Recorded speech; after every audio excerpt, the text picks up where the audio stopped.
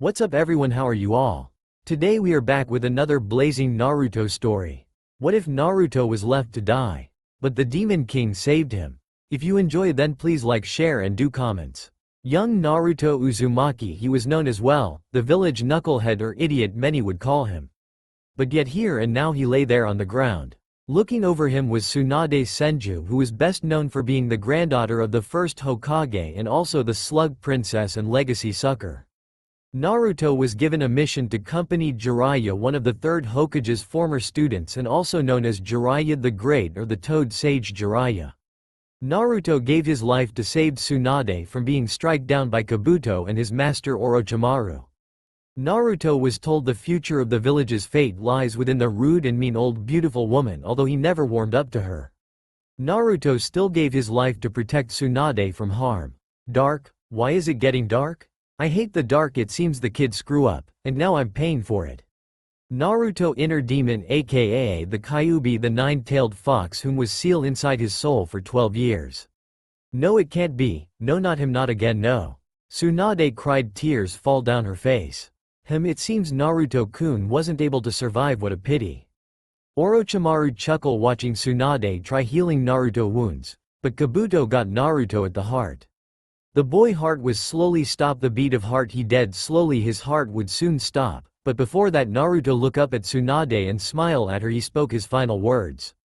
Don't give up, Ba-chan, you can win this without me, I'm just gonna kept some Z's, so don't cry, and do me one last favor, will ya? The dying ninja asked. What is it, Naruto-kun? She asked, hoping to make his last wish come true. Don't die, the people of Leaf needs you, Ba-chan, and tell Sakura I love her, and tell Sasuke I don't really hate him, and tell everyone else, I'm sorry.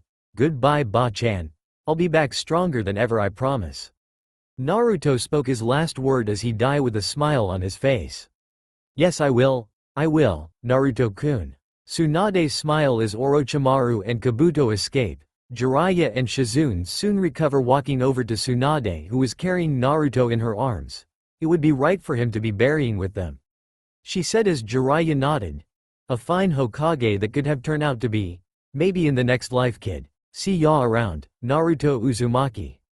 Naruto's soul left his body, his soul fell down through the earth, falling down deeper, he fell going downward into the unknown. You cannot die. I won't allow it. Naruto heard the Nine Tails voice. Naruto opened his eyes as he felt a warm light touching his body. Naruto felt this warm feeling. Naruto felt someone's hand touched his right cheek. The person's hand was soft and warm. Wake up, a woman's voice spoke. Naruto shot open his eyes. The first thing he sees is a large black tree above him. Naruto slowly got up from the ground. Naruto looked at himself and see he was different. The color of his skin and colors was different. All were colored light green. Naruto wasn't sure what was going on, but the last thing he remembers was his heartbeat stopped. Was this the afterlife? He wasn't sure, it didn't feel like the afterlife. Naruto stared at the giant black tree. There was something about this tree that felt off. He felt it. Naruto stared at the black tree again. He felt nothing but hollow from the tree. However, a voice spoke that caught Naruto's attention. The tree of death, it is often rare a soul appears before it after their deaths. You must be a special soul. Naruto turned around to see a person standing there. Much like Naruto, the person was green from head to toe. The person was a man wearing a cloak hood hiding his face. Naruto could see barely view of his face. The person had an undead look. His eyes were light green and his face was half scar.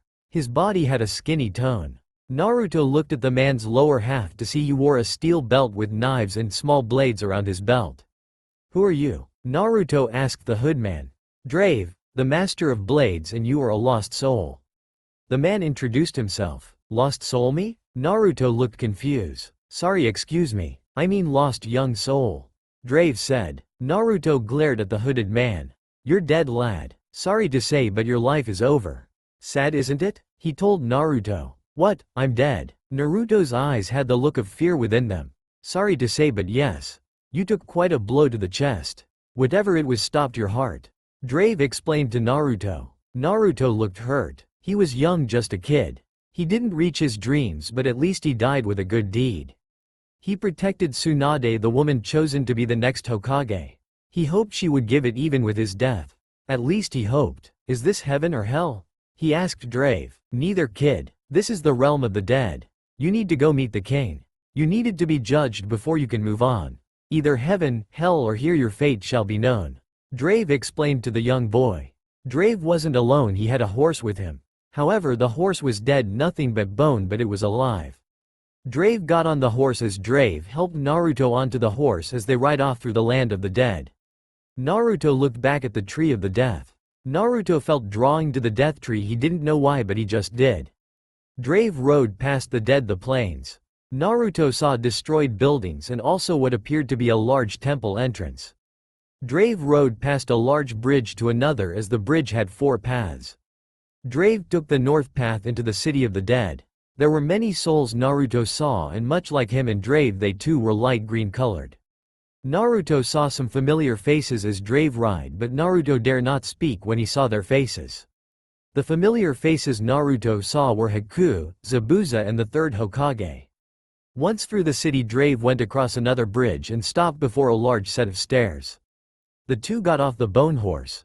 What is this place? He asked the dead blade master.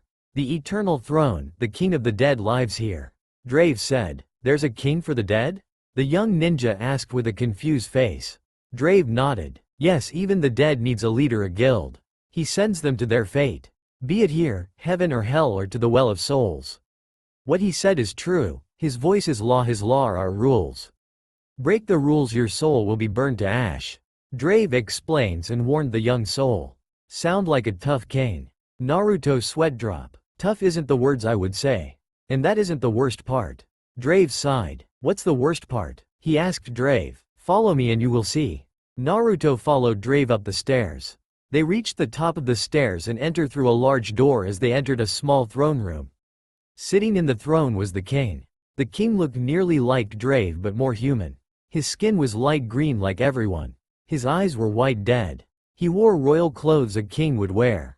He wore a crown like a king should. He had a beard to show his age. He was a dead king, but an old dead king. Drave kneeled down on one knee before the king. I have returned, my lord. Drave said. The Lord of Bones his title was, though many know him as the Dead King. His true name unknown even to his own people. Standing beside the king was a man who looked far more dead than the king. Unlike the king, his eyes were black. The Lord of Bones stared at the young Uzumaki. The dead king stared at Naruto for a while until he spoke. For someone who's dead, you smell like the living.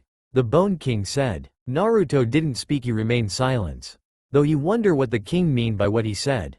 My lord? Drave spoke. You have done well. You may go, Drave. I have business with this soul. The Lord of Bones said. Drave rose up and bowed his head before he turned and left. What brings you here, boy? The king asked Naruto. I died, didn't I? He asked the dead king. You are here as a soul. But you smell like the living. You are alive, so I ask you. What brings you here to my kingdom? He again asked Naruto. Naruto wasn't sure what was going on here. He was dead, he was sure of it. Drave said he was dead. But the king said he wasn't. My lord is near death. The soul has given up but body still lives. The body refuses to die. Somewhere the boy's heart still beats. The chancellor spoke. Yes, I know. This is rare. The dead king spoke. My lord, I believe it is best to send him back on his way. Surely this isn't his time, he is not ready to embrace his death. Having him here will surely be troublesome to deal with. The chancellor said to the king. I cannot send him back on his own, I cannot force a soul back. If he is still alive but his soul was brought here, surely he was spat out of the roots of the tree of death. King said as he looked troubled. If he was brought here through the tree, then he is. The chancellor glared at Naruto. Yes, he is like the other one. The one who got away, but this one is different. Keeping him here will be trouble. We have no choice but send him back. King mumbled as the chancellor nodded. But lord, before we do that, why don't we have him take care of our little problem? Since he is here, why not make use of him? Yes.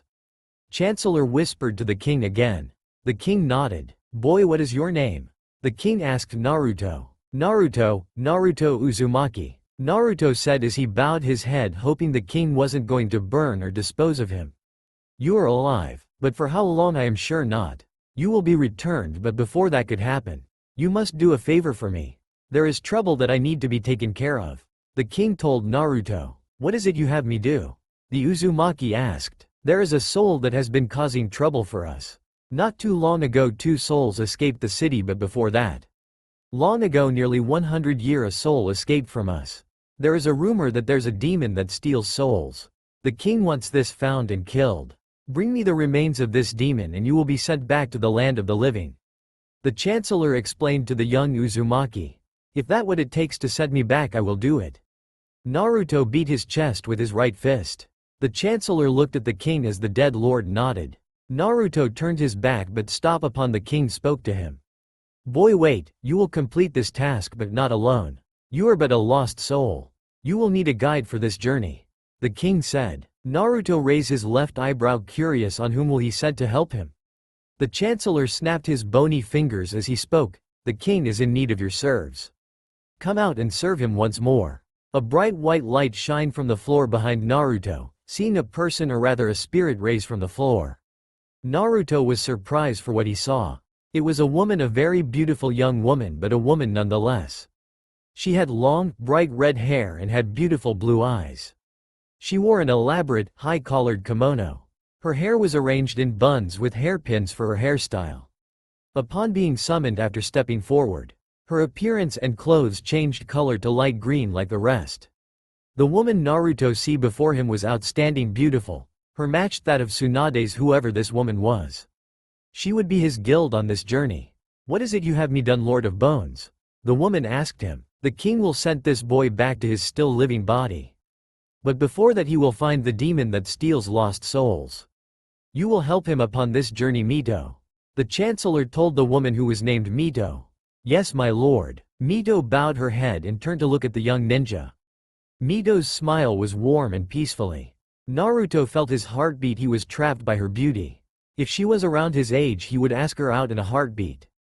Pleasure to meet you, I am Mito Uzumaki. She introduced herself. She bowed her head. Naruto Uzumaki, he said nervously. He completely felt deaf upon knowing she was an Uzumaki like him. Mito's eyes wide for a second as she blinked twice. Bit surprised, the boy before her was a Uzumaki. Mito closed her eyes and smiled, knowing this will be an interesting journey. With their mission set and everything was told, the 2 Uzumakis left the eternal throne. My lord, why have this boy be the one? The chancellor asked his king. He is one of the living. Having the living here is forbidden. This is the realm of the dead. Living souls are problem. Early souls are problem to deal with. Knowing their time ended early drives the soul mad or destroyed their minds. This boy, sending him back before that happens, will save his trouble. And also he carries a great soul within him and thousands of others. When he dies they will follow. A kingdom full of souls is something I would not deal with again. The Lord of Bones sighed. Ah yes, very true, my lord. 5 years a whole clan that was slaughtered was brought seeking revenge. And before that nearly half of a village's souls were brought here as well. And also 30 years ago a whole nation was brought here. The human race is full of genocide, of war. The chancellor chuckled. That may be true, but this human, his soul interests me. The Lord of Bones said with a look curious in his dead eyes. How so, my lord? The chancellor asked. If the boy dies here, so does his body. Through the dead cannot die, he is still alive. What harm comes to him here comes to the body. He is still linked to the living world. If he dies, then well. The king paused but grew a frown. Hopefully it would not fill the city of the dead. The chancellor sighed. Elsewhere. The plains of the dead. The plains were covered in white sand. The white sand was actually ash, the ash of those before the first ruler of the dead. This world was born so long ago. When this was creation, none knew. Naruto and Mito arrived at what appears to be an entrance to a ruined temple. But there was one problem. There was a way of opening the door of the temple, but in order to, the switch has to be pulled at the same time. So there are 2 switches? Naruto asked Mito. One in the north and south, both must be pulled together. Mito explained to Naruto. Is that reason you're here beside being my guild? This place has switches, doesn't it? He asked Mito. No, not just that, Naruto, but this is dangerous, and if the demon is here you will need help. Mito smiled at Naruto. Naruto looked away while frowning. Something wrong? She asked the troubled soul. No, he lied. You sure? She asked while staring at the young soul. I'm fine. Let's just hurry up so I can get out here. I'm not dead, yet.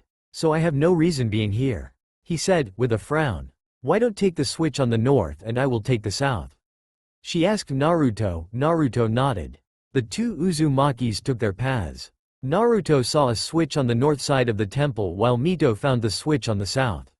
Found it! Naruto yelled. Pull! Mito yelled. The two switches were pulled together as the sound of something being unlocked was heard. The two souls met up with one another at the entrance. May I ask you, Mito? Do you know what this demon is? He asked. I do not know, but I believed I know what it is. For it is a demon. But I think I know what it is. Mito said with a worry frown. What? Naruto asked. The demon who steals souls. It was born, or rather came to our world. Some cages would know it as the Reaper Death Seal. A voice spoke from far. The two looked back as Mito glared at the person whom was there. Madara, Mito spoke coldly. The person standing before them was Madara Uchiha, one of the founder of Konoha. And former head clan leader of the Uchiha clan. Like all in this world, he too was a soul. What do you want, traitor? She asked the old Uchiha. Madara didn't say anything, only smiled. He looked at Naruto and said with joyful look. So you are the new Jinchuriki of the Nine Tails. Naruto's eyes widened in shock, as so did Mito. What? Mito yelled. How did he know? Naruto thought. My Sharingan, even in death its power is amazing. You are a bit young to be a Jinchuriki. My, what have they done with Jinchuriki like you in the world now? He wondered. That's none of your business. Naruto growled. I guess so, he said as he soon frowned while glaring. Naruto turned away and entered the temple. Mito looked back at Naruto with a saddened look in her eyes. Seem after your time. Those who carries the demon were treated differently, Mito-chan. The old Uchiha chuckled. Don't call me that, traitor. She glared. Oh really? If I am the traitor, then where is your dear husband and brother-in-law? Why is it, that child smells of suffering? You were treated well, Mito. I suppose Konoha broke the promise after your time ended. Madara said. Mito's glare made the old Uchiha laugh as he turned away and left, but not before he said to the Uzumaki. Love will never make the Nine Tails submit, only power will. The Nine Tails will be mine again, even in death. Time will come, you and all will see. And not even the Lord of Bones can strip me of my power for long. His threatening words were as Mito bit her bottom lip in anger. Even in death you're a pain in the ass, Uchiha. Mito went inside the temple as the door shut behind her. She could see Naruto was far down the hallway as he stared at a large black door. Mito sighed as she wondered what Naruto been through. And what if Kushina would happen to her? She wasn't dead, that's for sure. If she was, then surely she would have been here. This Naruto would be hers and Kushina's successor as a Jinchuriki, and yet why he leaks of suffering and not of love? And who is this Naruto Uzumaki? Was his Kushina's son or another Uzumaki found to be the host? These were the things running through Mito Uzumaki's mind. The temple wasn't much of a temple, there was but one room. The room was small, but in the middle of the room stood a large stone with the words marked on it. Given into life becomes death, given into death becomes life. One weapon, make that choice for all. Here now be thy worthy of thy weapon. Touch with one of between life and death. Naruto was curious what was within this stone. Naruto believed this was the demon's soul or way of summoning the beast he believed. Naruto, wait, don't touch it. Mito yelled. But before Naruto could even touch it, an old voice spoke out, stopping Naruto. Touch that stone and you and body will be turned into ash. Naruto and Mito turned their attention to where the voice was coming from. There was nothing at first until out from a black hole was an old short man wearing an all-black outfit. But soon he too turned green like Mito. Who are you? Naruto asked. I am a keeper of secrets. The old man said with a chuckle. Naruto didn't like this old man nor his behavior.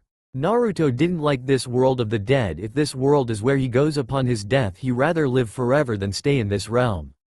Mito stood in front of Naruto as she spoke to the old man. I am no threat, my dear. I simply stop your young kin from doing something foolish. The short old man chuckled. Her kin, what does he mean by that? Naruto thought. Forgive us, but we were sent. The old man stopped Mito by raising his right hand up. To be rid of the demon that steals souls. Yes, I know of the demon you speak. The demon you seek is no longer here. It has been consuming souls and offering deals with lost and mortal souls. But drawing here by power within this temple, it could touch the stone and escape the realm. All that remains here is the crown of the dead and the first scythe. The old man explained to the two Uzumakis. Tell me more. Naruto grew curiously of what this temple has. The crown of the dead is proven to show whom the dead truly serves. The Lord of Bones kept it hidden here after he who has proven himself has left. The old man said. What? Naruto looked confused. The Lord of Bones was replaced but regained his title. Mito explained to Naruto as the old man nodded. Oh, I see then who was the former king? Naruto asked. That would be Death himself. The old man answered. Then where is Death? Naruto asked. On a journey he won't be back for a very long time. But if he does his crown he would retake and become Lord of the Dead once more. That stone there holds the weapon of Death's first blade, the first scythe that has many names. But Death calls his first blade Harvester. The Keeper of Secret explained. Only he may touch it? Naruto asked. The Keeper of Secrets laughed at the young Uzumaki. You believe you can handle the power of Death? You are alive and also a human. What could do you? To control the power of Death is to control power over life and death. You could not handle such power. Naruto glared at the old man as he laughed. I bet you I could handle its power. I'm not weak, I'm strong. Naruto yelled. The old man stopped his laughing and saw how serious this boy was. Naruto's eyes were strong. What is your name, child? The old man asked. Naruto Uzumaki. Naruto said proudly. Suddenly the old man smiled. Mito didn't like how he smiled so suddenly upon hearing Naruto's name. Naruto noticed the smile the old man gave him. So you are the one whom escaped Death's list. The old man laughed. What do you mean? Naruto asked. Ah, yes. 12 years ago you were born. Your soul is bound forever to another powerful being. You were supposed to die. But you didn't, in your place were your parents. The old man said. Naruto's gasp was quite and low. But his eyes were filled with saddest. He was supposed to die as a newborn but yet he lives here and now. My parents took my place? He asked the old man. Yes, but however upon giving up their lives for you their souls were taken by the demon you were sent to find. Their fate is unknown even to I, the Keeper of Secrets. The Keeper said. Naruto looked hurt. He was alive because of his parents. This demon took their souls, stealing them from death, stealing them from ending up in this place. They were trapped in prison within a demonic being. Do you have any remain to show proof of the demon? Mito asked the Keeper of Secrets. The old man took what appears to be a small knife. Mito grabbed it and looked at it. It dropped this upon escaping the temple. Leave this place, neither of you are worthy of its secrets and power. The old man told them. That power if it forced the demon to leave. Can it find the demon? Naruto asked. The old man sighed seeing Naruto was fixed on this demon. If there would be to find a way. The crown's power along with the scythe, a small amount would be enough to help. The keeper walked over to the stone and withdrew a small amount of its power and held it in his right hand. Are willing to accept such power to save your parents' souls? He asked the young soul. Wait, Naruto, don't do this. You don't know what will come of this. Mito warned Naruto. Naruto thought about it. He just met Mito. A part of him was thinking, why should he listen to her? While the part of him told him to listen to Mito. Mito, you're already dead. You enjoyed your life. But I'm still alive. I still have problems to deal with. I want to return to the land of the living, but I also want to find and save my parents. He said as he frowned. What choice will you make? Sacrifice is always a difficult choice. Life is full of it, even death as well. What will you make, young soul? The old man asked. Naruto remained silent for a moment until he spoke. I choose both, he said. My, how the souls of man has become as the century goes by. Very well, but be warned, the power of life and death is something powerful and great one soul cannot do alone. Naruto walked up the old man and grabbed the ball of energy. The energy went inside of Naruto's soul. There was nothing at all until Naruto fell to his knees. He gripped his chest as suddenly images appeared within his mind. The images Naruto saw troubled him as the images soon turned into a scene. As the scene played through Naruto's mind, Mito was about to touch Naruto's left shoulder to see if he was alright. Don't not touch him, he is seeing the events that connects him to death. Touching him will not only break that link but will allow him to see your memories of your lifetime. He will go mad if such a thing happens. All we can do is wait, my child. The old man told Mito. Who are you really? Mito asked the old man. I am just an old man who knows many secrets of both the kingdom of man and those beyond. My time has passed long ago, but my secrets and power are still of usefully even to the souls of this realm. He explained. Will he be alright? Mito asked about Naruto's well-being. He will be fine long as we do not disturb him. He is from your clan Mito. But he is different, he is half-blood while you are a fully blooded.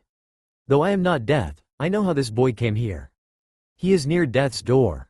Even if he dies he will be rewarded to the gates of heaven. He gave his life to save the life of your granddaughter. The keeper of secrets told Mito. My little Tsunade? The old man nodded. Though she isn't little no more. She has great suffering in her heart. This boy has helped her. You know the dead grow bored and peek into the living world, yes? He said. I never knew that. How is that possible? She asked. Many few dead know of this. Especially those who lived in the city of the dead. The dead pool allows such a thing. He has strong feelings for your granddaughter. Those feelings may be possible of love? The old man laughed while Mito blushed a bit, finding bit odd a young boy as such having feelings for her granddaughter who possible is a very old adult by now. As we speak she's doing everything in her power to keep him alive. After this is done go to the tree of death, from there the child will return to the kingdom of man in his mortal body. The old man told Mito what to do. What of the Lord of Bones? She asked. I will speak with him. But for now we must wait. He turned his attention on Naruto. Memory link. Minato Namikaze, the fourth Hokage, was battling the Kyuubi shortly after facing the unknown masked ninja, who took the Kyuubi from Kushina Uzumaki. Minato's lover, as Kushina was greatly weakened due to having the Kyuubi ripped from her soul. Kushina smiled happily even though she knew she was dying slowly. Seeing Minato frown with sorrow filling his eyes, Kushina to her lover, Minato, don't look like that.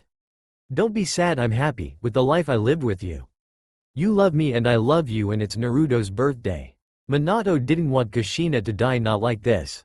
He wanted her to live to see the future together with her and with their son Naruto Uzumaki, who was just born this night. Kushina, what about Naruto? He needs you. He needs us, we're his parents.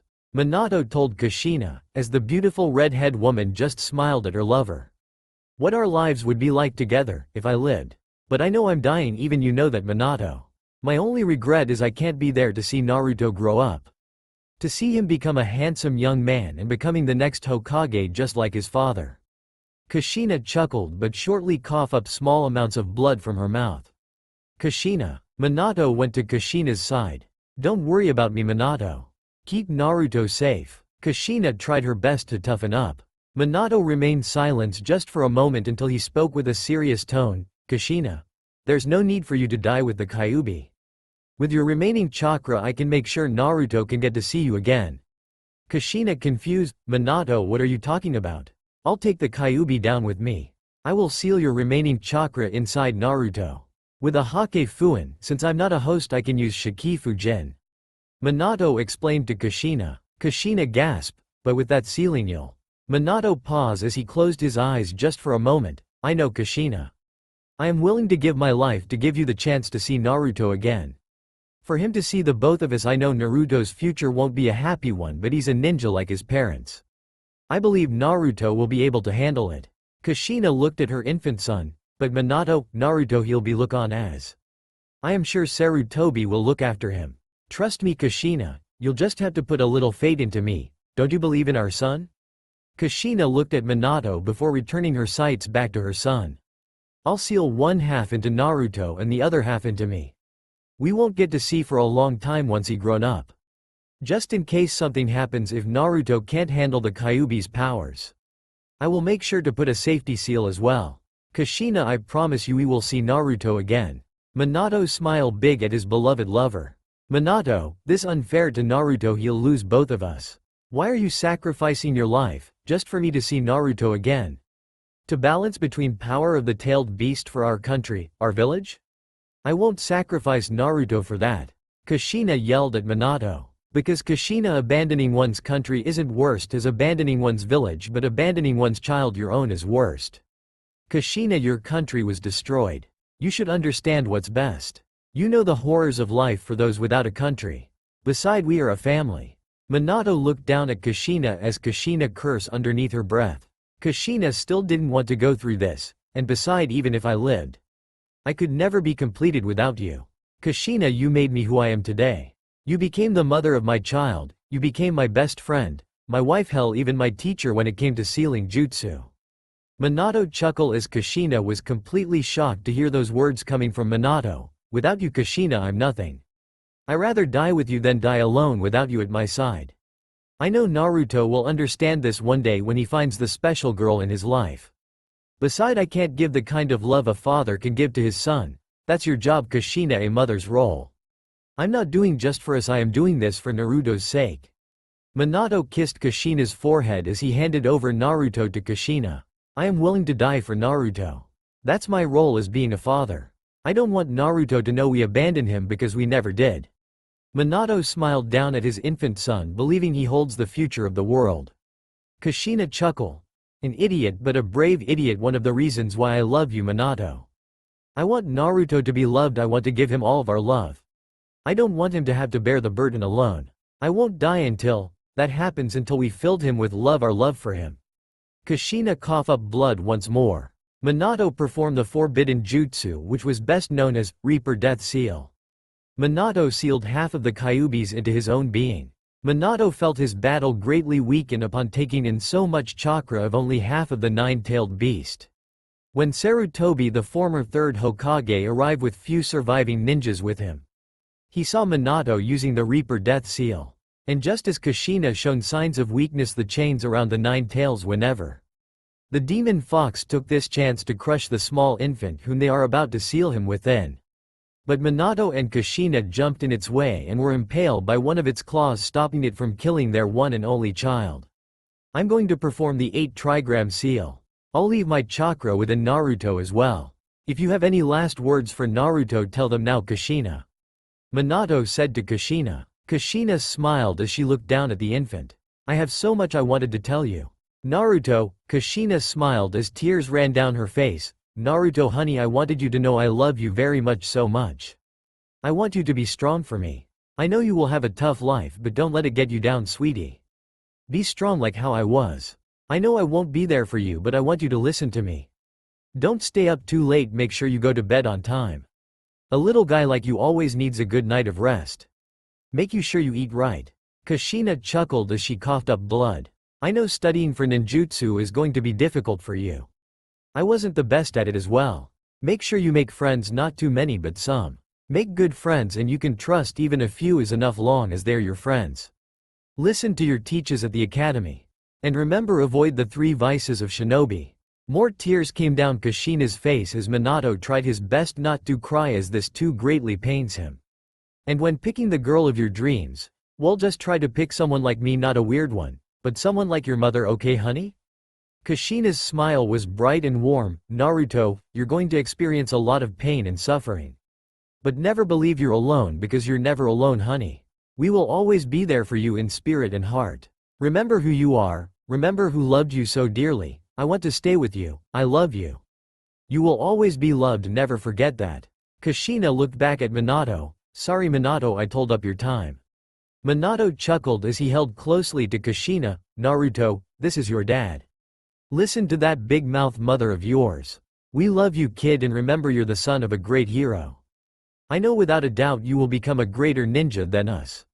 8 trigram seal were the final words of Minato, the 4th Hokage. The Death Reaper swings its knife, cutting the link them and the 9 tails. The 9 tails body was absorbed into the young infant as Minato's and Kushina's soul were absorbed into the Reaper's stomach, but only to be shot back into Naruto's seal. The Death Reaper licked its lips once last time before it looked to its right and let out an evil chuckle, but it vanished into nothingness.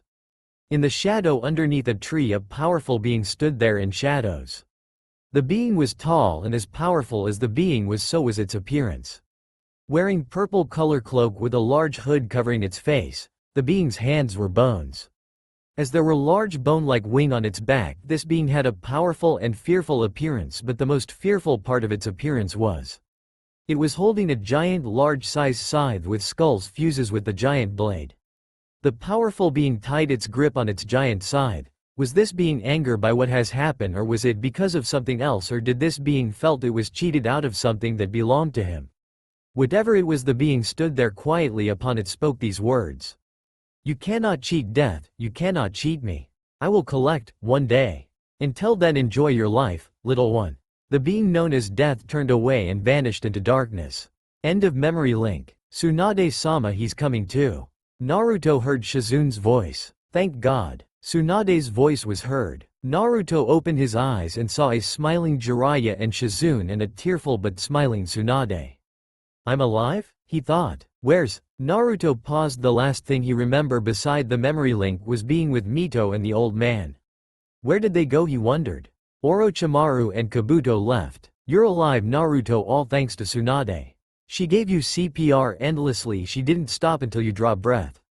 Jiraiya told the young ninja. Naruto was surprised by Tsunade's action. He didn't know what to say but these words. Thank you, Tsunade, he said before closing his eyes again. Naruto. Tsunade yelled. He's alright, just needs some rest. We all do. Let's head back to the hotel. Jiraiya told the women. Jiraiya grabbed Naruto's body and carried him on his back. Where did they go? Was I really dead? Was it even real? Naruto wondered as he fell into slumber. But somewhere deep inside of Naruto's soul something has changed within him. The nine-tailed fox stood behind its cage growling what it sees before it. Mito Uzumaki stood there with her eyes closed. She opened her blue eyes and stared at the nine-tailed fox, Kurama growl at his former and first vessel. Hello Kurama, how long has been? 70 or was it 80 years? She said with a smile. I've been sealed for 60 years inside you, 17 years in Kushina and now 12 years in the boy. I say it has been 29 years since we last met. Why are you here, woman? I thought our link was no more. Kurama growled at its first vessel. Still angry as ever. She shook her head in disappointment. You regained your beauty, I see. Last time we talked you were old and saggy. Kurama laughed. True, I was old, but in death I was given the form of my prim. Who is this Naruto Uzumaki? Why is he bound to you? What happened to Kushina? She asked. Dead. Mito's eyes wide greatly. Before she died, her and foolish husband sealed me away inside their first and only born. Though the cage is tight when it comes to space, it's better being locked down to a chain and ball, and so much better than your seal. Being pinned down by chains didn't suit you? Mito joked as she laughed. Putting jokes aside, Kurama glared at the beautiful Uzumaki woman. Smell of the dead you have, but you also have his smell. So you met Madara again, didn't you? Kurama asked. Yes, he refused move on in the afterlife. What of you? Kurama asked again. I cannot move on. My husband, I do not know where he is. Both him and his vanished right after our serve time in the city of the dead was done. We were judged and we were given a clean state. All of our sins were forgiven and we were ready, but they vanish. I can't move on without them, and now all of this. Mito sighed while frowning. What do you mean all of this? Kurama asked. Naruto, I know he has been mistreated. My death wish, I know it has misused. She said while glaring. Oh, you mean the next host of the Nine Tails. Must be filled with love and never to be mistreated or used as a weapon for a means of starting or ending a war. Kurama said while grinning. Yes, she said. Mito looked greatly disappointed. Sorry Mito. But yeah, they didn't listen, nor did they do it. Kushina got it well for 17 years. But her son, well, Konoha pretty much screw him over. He's been an orphan since birth. The third Hokage put him in an orphanage, but it didn't last long. So he gave Naruto his own place. He was never adopted by another family. Naruto never knew who his parents were. He believed he was born alone, or they abandoned him. He doesn't know what being loved is about. I am surprised how well he took it though. Kurama told his first vessel. Mito was not only disappointed but was sad and angry with the people of her husband's village after her passing. She could have claimed Kurama a lair, but she knew him and been with him for nearly all of her life. I was told Naruto has strong feelings for my granddaughter, is this true? She asked. Kurama laughed at first but stopped when Mito gave him pissed glare. The feelings are strong. At first he hated her because she refused to take up the title of being the fifth Hokage. But Shizune, the niece of Dan, Tsunade's dead lover, told Naruto the story of Tsunade's life. Your grandson is dead but Tsunade lives. Naruto can share with Tsunade's pain. Your granddaughter was about to be killed but Naruto saved her. I would say right now he has a crush on her. If I was Naruto I would feel the same. She's beautiful just like her grandmother. Kurama chuckled as Mito blushed. I always thought you hated me? You always did call me red bitch or even nastier name. Mito stared at Kurama. I was young. And also I didn't want to be sealed away, I was being controlled by Madara. You were dangerous, we had no choice. She told it. Just like when my brothers and sisters were sealed away, they said the same thing. Kurama growled. Your power is fearful. If I wasn't sealed behind this cage I would so.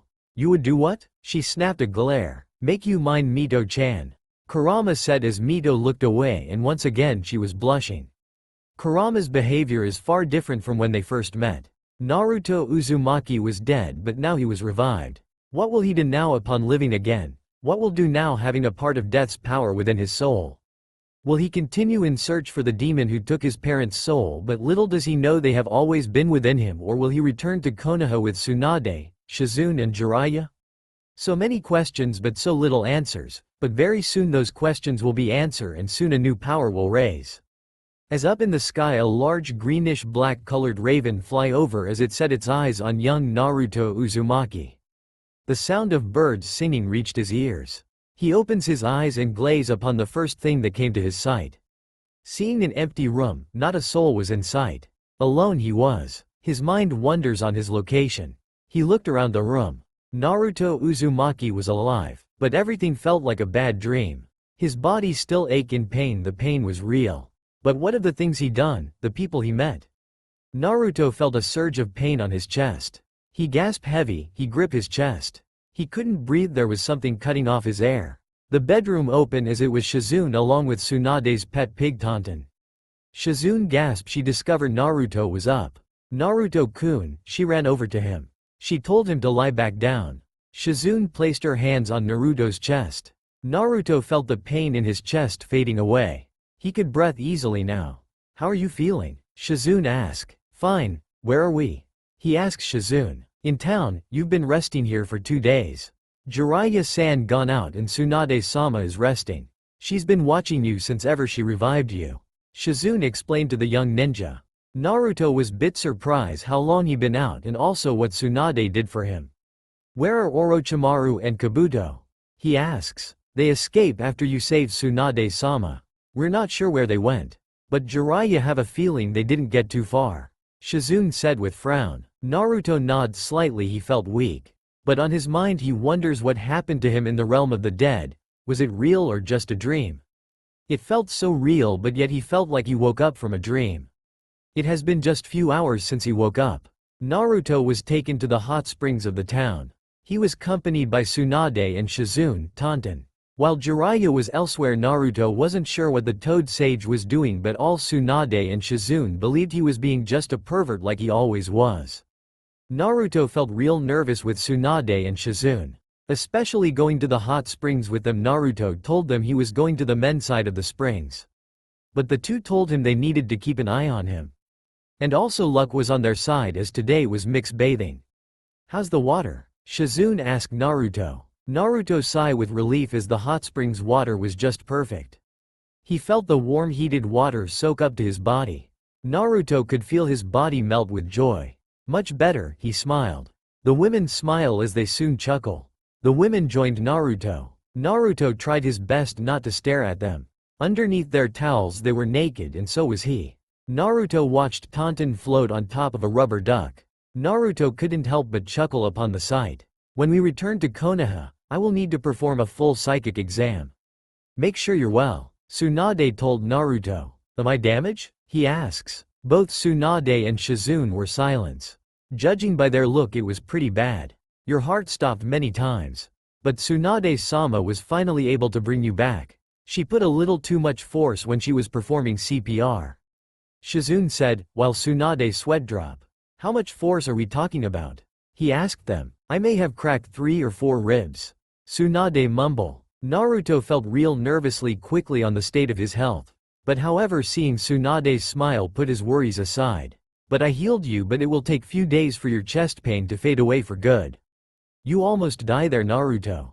Never do that again, do you understand me? Tsunade yelled as her eyes were filled with anger. Naruto nodded his head and smiled. Call me an idiot, but saving you was worth it. Saving you, Tsunade, without you Konoha would be lost. He chuckled. Shizune smiled as Tsunade sighed with her eyes closed. Idiot, I'm only going back because of you. If it wasn't you I wouldn't even care. Tsunade opened her beautiful golden eyes. Naruto saw it in the busty woman's eyes. She had great worry within them. She truly cared about Naruto's sake. I notice you stop calling me Ba-chan. Tsunade laugh. She's right. Shizune also laugh. Do you like it when I call you Ba-chan? Naruto grin. No I don't, I'm just surprised that is all. Tsunade told the grinning ninja. Naruto stopped his grinning and kept on smiling at Tsunade. I have grown to respect you. Tsunade Senju. Hearing him calling her by her full name shown her Naruto was serious. You know, Tsunade's really beautiful. She isn't that bad of a person once you get to know the mad granny behind her mask. He thought. Naruto, you remind me so much of them. Your face, your behavior and your dreams. You even went so far to give your life so I may live. Tsunade stretched as she lay back. Naruto soon got out of the hot springs and told the ladies he'll be in his room. Without any worry the ladies let him be. As Naruto went to get his clothes he peeked out to see Shizune and Tsunade remove their towels while bathing in the hot springs in their birthday suits. His eyes wander down to her large bust. It amazes him she was 50 years old but yet her body looks so young. To his eyes she was a woman in her late 40s or early 30s. His heart was beating fast. He felt his breath shorten. Naruto turned away quickly and went to his room in a hurry. Naruto shut his door and leaned against the door. He calmed down soon. What was that? He thought. Suddenly felt something he never thought of having at this moment and especially after seeing women who are twice his age. He had a boner and all thanks to watching Shizune and especially watching Tsunade. Did he find older women more attractive than girls his age? Naruto shook his head and slapped himself. Come on Naruto, that gross, she's way older than you. Plus she's 50 years old. She's old enough to be your mother, no scratch that old enough to be your grandmother. He thought to himself. But it didn't help. Tsunade gave him a hard-on.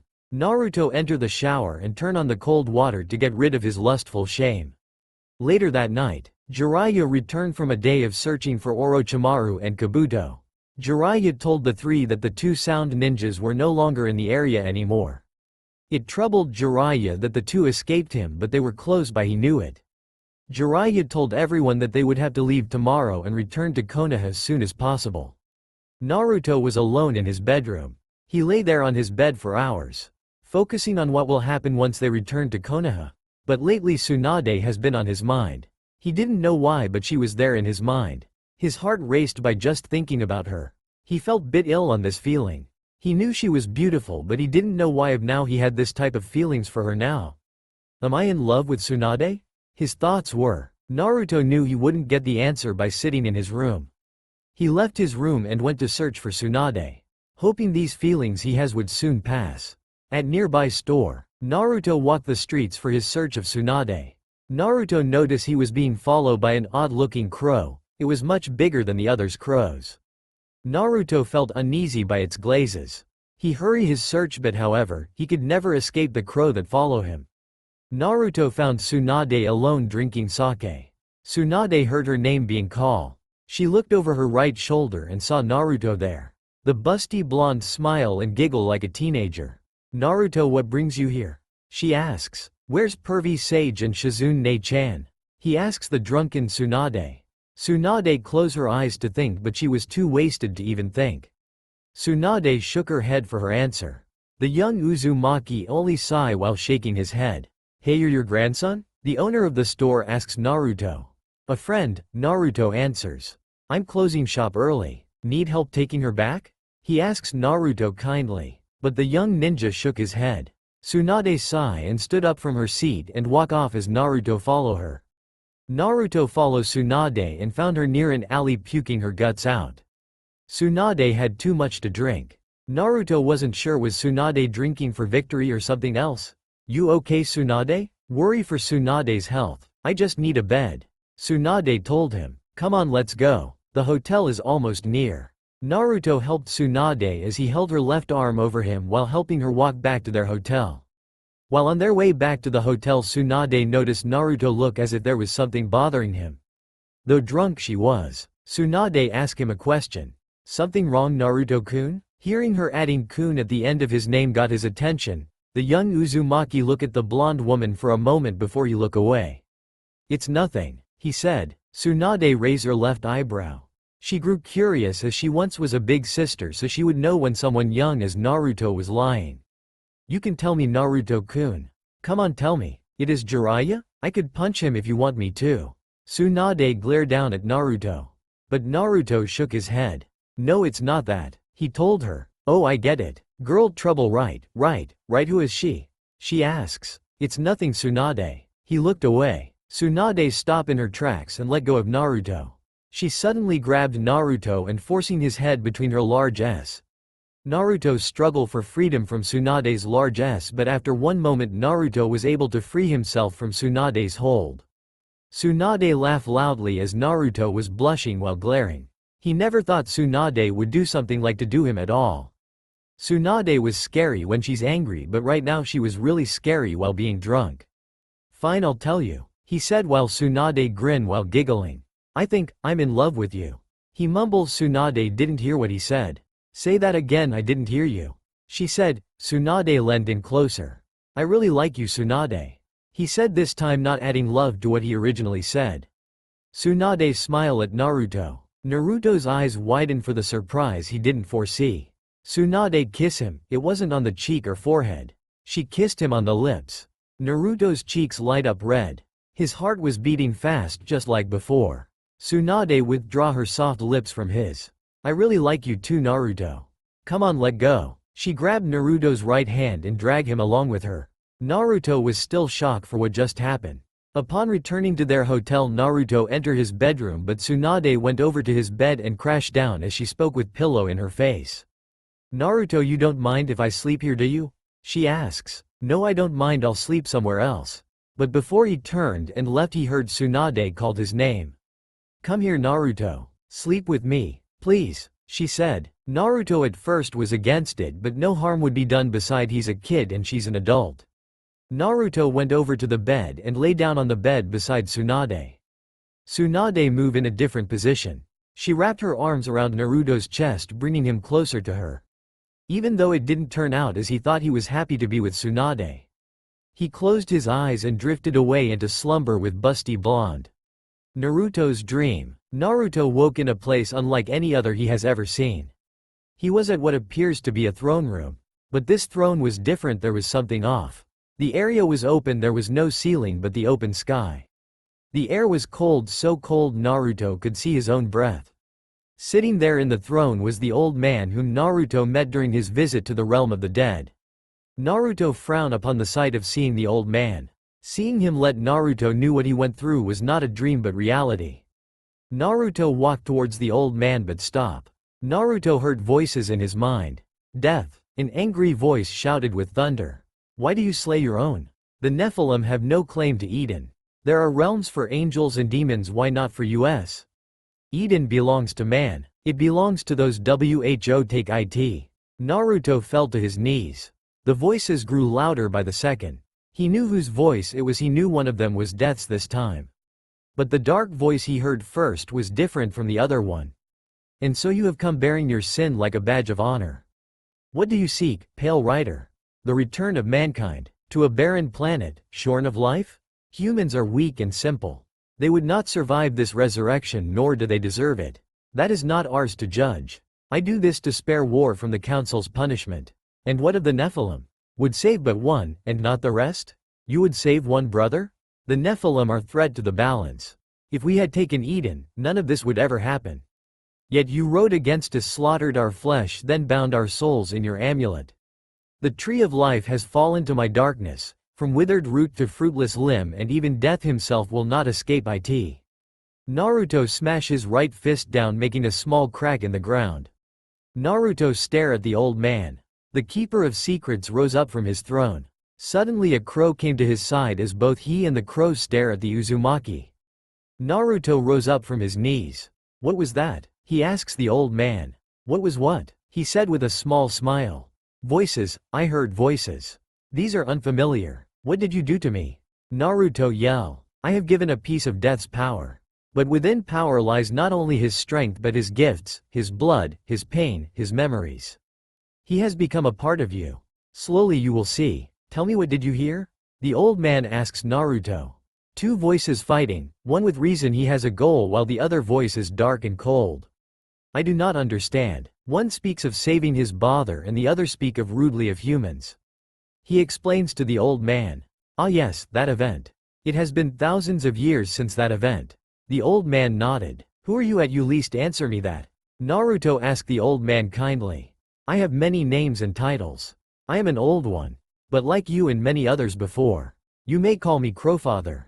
The old man introduced his name. Okay, Crowfather. Will these voices go away? Being curious, he hoped they would. Yes, they will. But you must endure. I have given you a small amount of his power. I am surprised your soul was able to take it. But then again, you share your soul with another. The Crowfather chuckled. So how much do you know of me? You know of my parents and the night I was born. What else do you know, Keeper of Secrets? Naruto glared at the Crowfather. Crowfather looked at the crow on his side and tipped his head to the right. The crow flew over to Naruto and rested down on Naruto's right shoulder. Ash will be your guile. He will help on your journey ahead. You will encounter many difficult challenges. Your power will grow but slow in time. Crowfather told Naruto. May I ask another question? Naruto said. You may, child. Crowfather nodded. If you knew who I was then, why give me death's power, at least a piece of it? Wouldn't he be angry after knowing this? Naruto raised his left eyebrow. I am dead. I have nothing to fear from death. Even after my death I continue to aid him on his journey. Who to say I'm not helping him now by giving you this? I am a keeper of secrets. I know your secret, Naruto Uzumaki, and I know the secrets of many. But know this, child. You will meet your end one day. Not now, not tomorrow or 3 weeks from now. But soon you will meet your end, you will meet death. But do not be afraid, child, all will meet their end. Some are afraid to accept it and try to escape their ultimate end. Naruto found Crowfather's word to be full of truth. Do you know I will die, for good? He asks, wanting to know his end. The Crowfather sighed at first. Why tell you? You think you can change it? You avoided death not once but twice. You will not be lucky for a third time. Death comes for us all, it's only a matter of how you use your remaining time. But I will tell you this, you will die but for the sake of another. That is all I will tell you, child. I will say no more than that. So I will sacrifice myself. Naruto nodded his head, accepting a possible reason of his ultimate end. Crowfather could see Naruto was calm about knowing how he will die. What of Tsunade? He asks the Crowfather. Worry of that woman's fate? He asks as Naruto gave a nod. You will be dead long before, telling you now will change nothing. I have told a hint of your fate. I will not tell you the fate of another. Only he knows, he has shares me this information of your fate. Even now as we speak he waits. You cannot see him, but maybe you can see what others cannot. The Crowfather let out a small chuckle. Naruto was crushed by the news. So he will die young, he believed. It wasn't going to be today or tomorrow, even weeks from now. But he will die, but by saving a life. At least knowing he saved someone's life put some of his worries at ease. Thank you, Crowfather, I shall not ask no more. He smiled at the old one. Good. It seems you have matured a bit. He laughs. But tell me, what was it about? The voices I heard, was that from Death's memories? He was curious on knowing. Yes, an event Death went through thousands of years ago. The end war came early and the third kingdom, the kingdom of man, paid the price heavily. It took 100 years for the last human to die out. The demon roams the land, destroying, consuming and claiming all of Earth to be theirs. Crowfather spoke with a disappointed look on his face. Then how we do still exist? Naruto was confused. Death was the cause of your race rebirth. War, one of the 4 horsemen, was blamed for the end war to come so early. To bargain for war's freedom, Death swore that he would resurrect humanity. But he knew not how this might be done. Death's journey brought him too many places, finding any clues to free his brother from the blame. And so in the end he found a way, but not without a great sacrifice. He offered the souls of his fallen brothers, the Nephilim, a powerful and dangerous race born from crossbreed of angel and demon. The first was born from the womb of the cursed Lilith. Crowfather told the Uzumaki the first half of the early end war. He could have revived his clan, his family, but he chose us. Naruto frowned. Death made a great sacrifice. But even he knew how dangerous his people were. Even with their return there will be no good, no honor and no balance will ever come of it. They needed to stay dead. And so he brought back mankind, though Earth was in ruins and much has been destroyed. The angels and demons were forced off. A new seal was made. The four gathered together and created four great seals. The seal of death, the seal of fury, the seal of strife and the seal of war. When these seals are broken, the true end war may begin. These seals will be broken only when and truly when mankind stands ready. He explains to the young soul before him. And the four left Earth as well? Naruto asks. Death stayed for a while. He needed to ensure the seal will be never found nor broken by mortals, angels or demons' hands. He hid in seal well, not even I know where they are but only he knows. He said, so death only returns to Earth to reaper the souls of the dead? The Crowfather nodded. But since your time was avoided, death has been busy with other matters. In his place he left many who will find and bring the souls of the dead to the realm of the dead. Naruto wonder these beings that took death's place as collector of souls? Suddenly Crowfather noticed the aura that was coming from Naruto. The Crowfather sat back on his throne.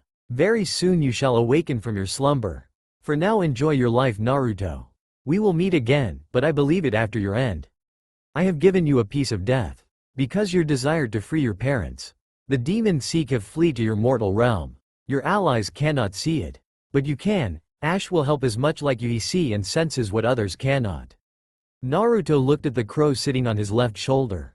Ash let out a loud cry. Take this blade. He no longer needs it for he has outgrown his first. Crowfather snapped his fingers as in front of Naruto was a tall bladed scythe. What is this? He asks the old one. Death's first weapon. With that weapon he reaped many souls, even the souls of his fallen brothers. The scythe floating before Naruto was the first scythe Death has ever held, the scythe known as Harvester. Naruto took the scythe and felt its power. Its power was amazing, but Naruto felt nothing but raw power from the weapon. Suddenly Naruto's right arm changed into nothing but bones. Naruto let go of the blade right away. But however Naruto's right arm returns to normal upon letting go.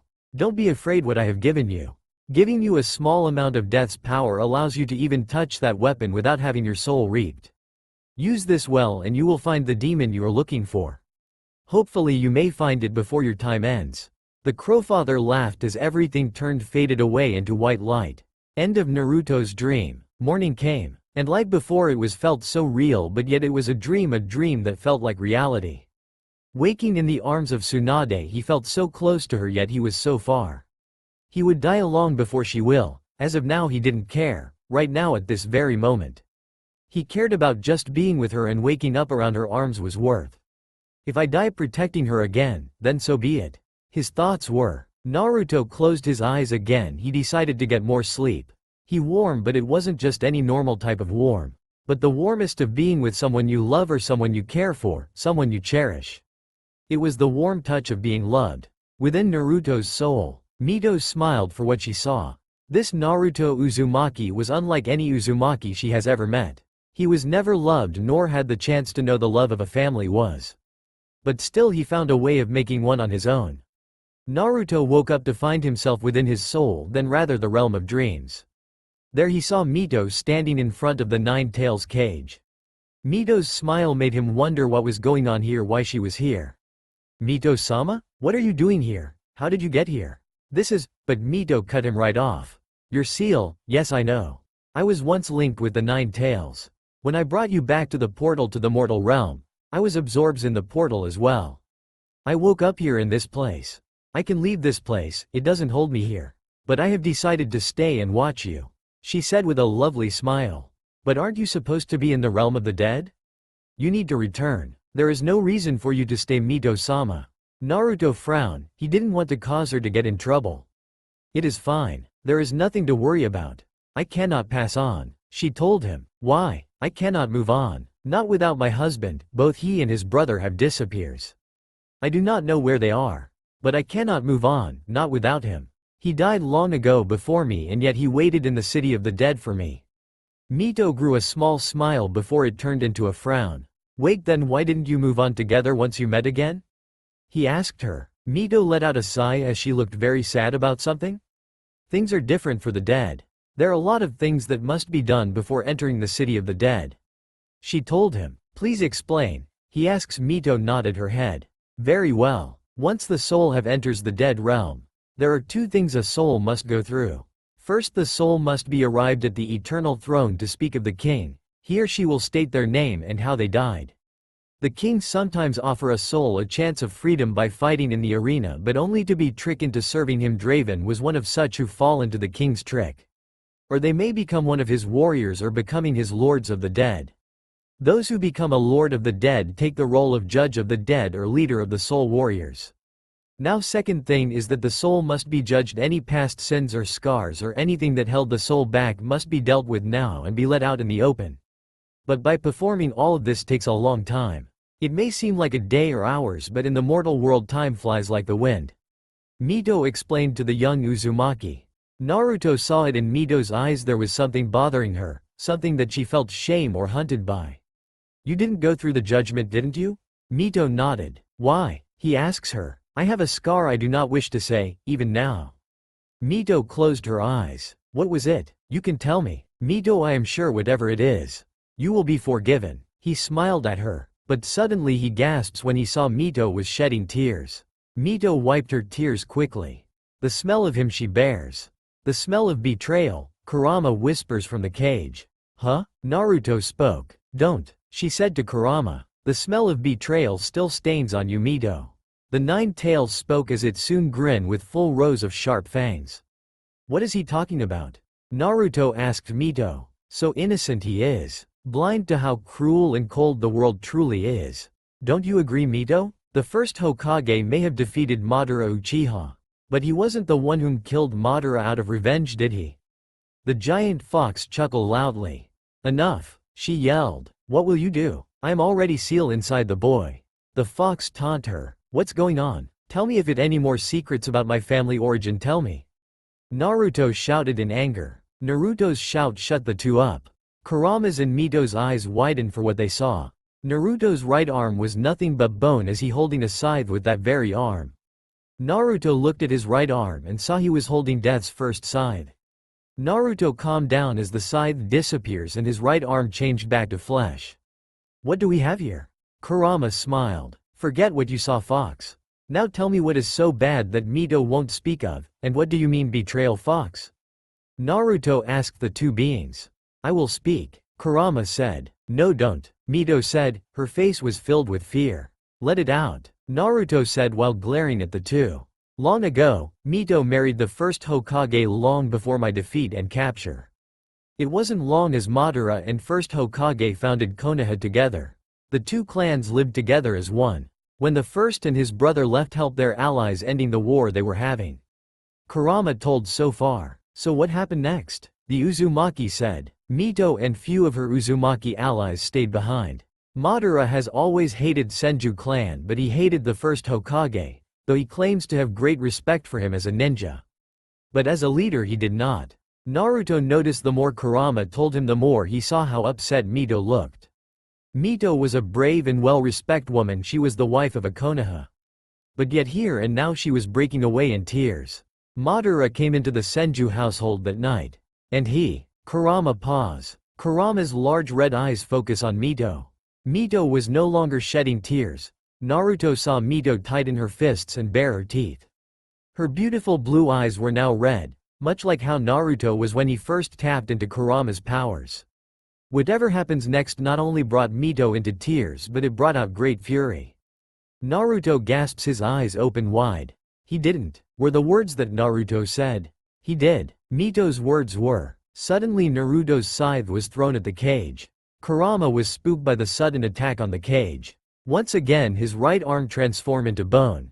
The scythe was stuck as it strikes one of the bars of the cage. Kurama backed away from the cage. The surprise attack made him back off and silence him from speaking any more of Mito's past. That sick bastard.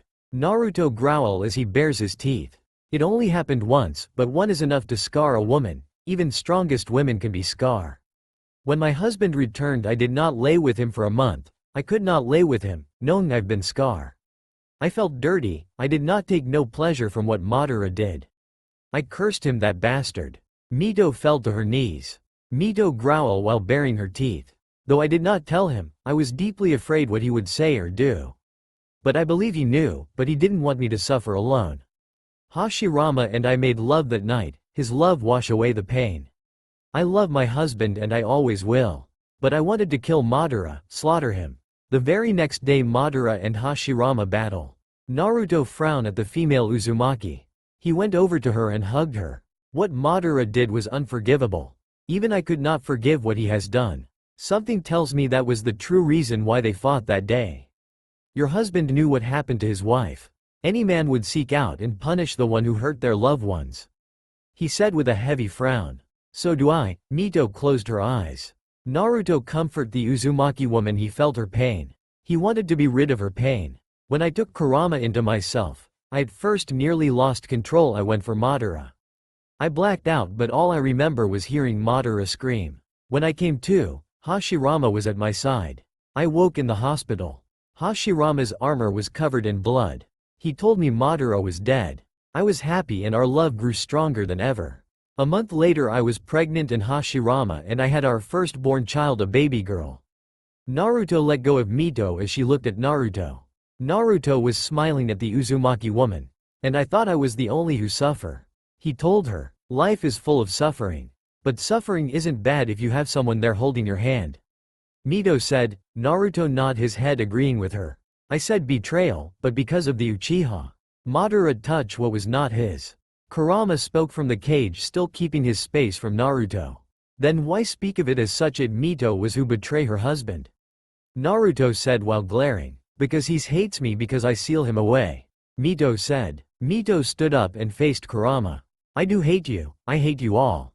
But my hatred for you is nothing compared towards my hatred of Madara Uchiha. Kurama growled. Oh, if I see him again. Naruto's eyes were filled with anger. No, there is no need for you worry on what happened in the past. Mito told Naruto. But, he said, with a frown, I let this scar shame live for over 60 years of my life. It is time for me to hide this no longer. I have to let this out in order I can move on to the afterlife. Mito said, with a strong look in her beautiful eyes. Still he deserves to be punished. Naruto pumped his fists. He's dead, he cannot move to the afterlife because he refused to accept his fate.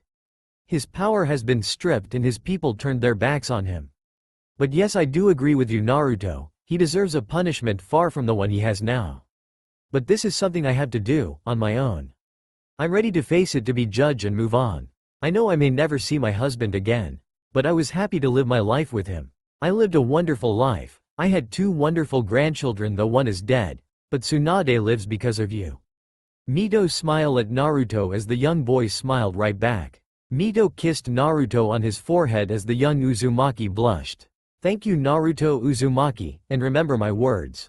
The vessel of the host must always be filled with love. It doesn't matter what love it is. The love between lovers, or the love of mother and child, or the love of an old lady like me.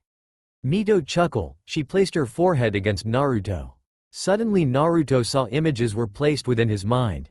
For what he was Mito's memories, the memories of her life, the memories of love she and Hashirama and Mito. The love she had for her children and her grandchildren.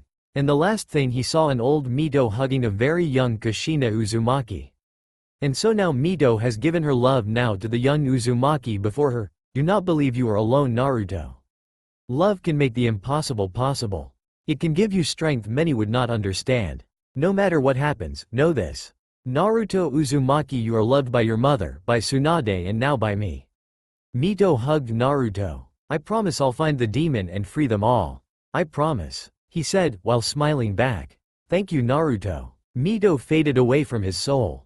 She returned to realm of the dead to finish what she was afraid to face. Enjoy your afterlife, Mito-sama. Naruto closed his eyes but reopened them as he turned to smiled at the 9-tailed fox. Soon after, Naruto too vanished from his soul. Kurama looked at where the scythe made its mark. The mark left by the scythe never faded. A piece of the cage rotted away. Kurama looked trouble for what he saw. Naruto's new power made the tailed beast worry. Kurama faded back into the darkness within the cage. He healed Mito's wounds, but he added her suffering to his own. Why? Somewhere in the realm of the dead, Mito stood in front of one of the new lords of the dead. Their many souls that remain within the realm stood there in their seats watching the event before their undead eyes. State your name and your death. The dead lord said. Mito Uzumaki, death by nature cause. She said, speak now of the true you have hidden through your life. Mito nodded her head. She spoke what was once scar of the past that once haunted her was now out open to be heard by all of the dead. After Mito was judged, she bears no scar, no sin, nothing that held her to the past. But on her mind was Naruto. She hoped he would find the demon and save the lost souls the demon took. Upon leaving the dead courtyard, Mito heard a voice called her name. The female Uzumaki looked to her right to see Draven, the master of blades. "Draven?" she said. Draven let out a small chuckle as his arms were crossed over his chest. Draven leaned off the wall and bowed his head to Mito before he spoke. "You are clear, Mito. Glad to hear it. You are ready to enter the Well of Souls." Draven told her. "Well of Souls?" Mito asks. "Oh right, the king never told you, didn't he? The well is where all souls enter and are reborn." "Wait. I thought once the souls here are done goes to heaven or hell?" She asked him. "Yes, but you need to go through the well first. The Well of Souls takes souls to their final point. If you have done an evil sin even after being clear of sin, the well will take you to the place where you belong. Not all sins bear the mark of hell. But if the sin is too deep of being unforgiven and too much even to be clear, the well will take you to hell. But however you bear no such sin. Some good souls don't enter heaven but reborn on earth given a second chance at life. The souls are reborn much quicker than their stay in heaven. The wells is where souls are reborn and new souls are also born. The well holds endless souls. The souls of humans, angels and yes even demons are born from the well. Every living thing has a soul, without it there is no life. Now Mito, you have two choices: enter the well to be in heaven and be reborn, or stay here to serve the king again. You are clean, Mito, Draven told the red-hair woman. Mito looked troubled at the choices she was given. What if I wish to return to the land of the living, without the need of rebirth? She asked him. Her question made Draven laughed. Sorry love, but if you wish to return to land of the living same as you gotta be either become a bloodless or be death himself. The king won't allow it. Draven told her. Bloodless? I've never heard of those. Who or what are they? She again asks. Nasty souls. Those who escape the grave and refuse to bow to the king's rules. Those who do not wish to enter the well and wish to stay in the world of the living. Some enter the mortal realm while others still roam outside the kingdom. The king has no like to them. Bloodless are different. Of course you can't kill what is already dead. Bloodless cannot be harmed by steel or weapons of man or demons or angels. But the undead, however. Draven let out a wide chuckle. So like to like, kill by what they are, huh? Draven nodded. Death did this flavor for me many years ago. The bloodless amulet allows the people to see and defeat them. The body can be killed but the spirit well. That's where the amulet really becomes useful. Draven explained. That Madara punk, I am surprised he hasn't become a bloodless yet, or who to say he already hasn't. Draven's words made Mito worry. But as I said, the only way you're leaving this place is either become a bloodless or death himself. But if you became a bloodless, Mito, I would have to put you down. Draven warned Mito as he withdrew one of his draggers. Suddenly a voice spoke out, having their attention. Put the dragger away, Draven. I need to have a word with Ms. Mito. Draven's and Mito's eyes widened, surprised to see the person who stood behind them.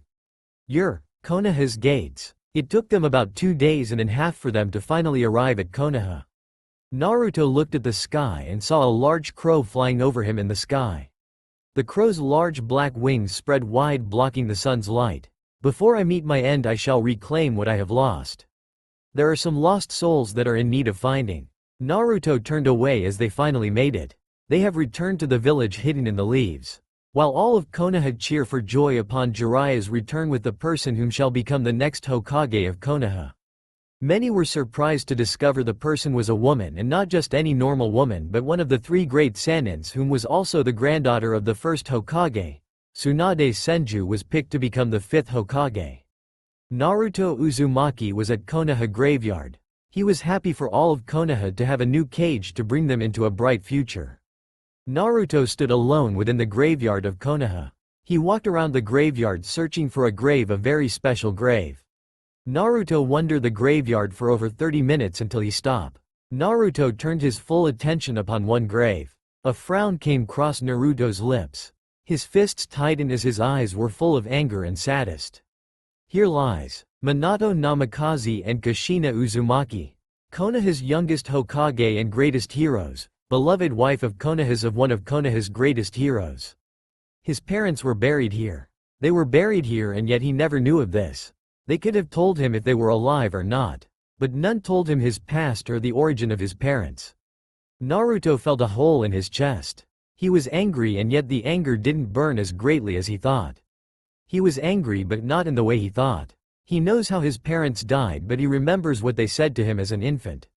But however, Naruto wasn't truly alone within the graveyard. Ash the Raven flew over to Naruto's side as the raven stood on Naruto's left shoulder. Ash looked down what the Uzumaki saw before making a noise. Naruto didn't say anything. He remained silent for over 10 minutes. Ash heard a noise from nearby as the bird took off leaving his partner alone. Naruto looked up and he watched Ash flew away. Naruto felt empty while watching the bird fly away. You will not die today or tomorrow or even 3 weeks from now. But know this, you will die very soon. Naruto remembered the Crowfather's words. He wasn't sure when he will die but he will free the trapped souls. Before that happens he gave Mito his word he would. Naruto always kept his promises, that was his code of honor, he always kept his word. Naruto? He heard Jiraiya's voice from behind. The Uzumaki boy didn't bother to look back. He remembers his parents yet he remembers what Jiraiya told him once. He was the sensei of the 4th Hokage. Now Naruto started to remember a few things now. The name Minato Namikaze felt more familiar now. Dad's name, it came across the name when I made a summon path with Chief Toad. He even said he trained and knew my father. Naruto felt a hint of betrayal now. As Jiraiya called out Naruto's name again, the boy didn't answer. Naruto finally turned around, giving Jiraiya his full attention. Jiraiya saw Naruto's eyes, he saw nothing but disappointment in the Uzumaki's blue eyes. Jiraiya looked between Naruto's legs and saw the names marked on the graveyard. Naruto, I can explain. Jiraiya said with a frown. Shut up, I don't want to hear it. Not right now, we'll deal with this later. Today is Tsunade's day. Naruto walked past Jiraiya without even looking at him. Jiraiya knew he was in trouble now. A secret that was kept from Naruto was now found, he believed. But how did the boy found out what was going through the Toad Sage's mind? Naruto's apartment. Naruto sitting on his bed alone. Naruto had the window open. It was a nice cool day and also he allows Ash inside his apartment. Naruto buy a can of worms for Ash. Naruto watch his partner dig in the open can of worms and feed upon the flesh bloodworms. Where is the best to start my search? Where to find the demon? Where is the best place to find it? The Uzumaki thought. Where do you think is the best place for my search? He asked Ash the Raven. Ash stopped eating and looked at Naruto before cawing at him.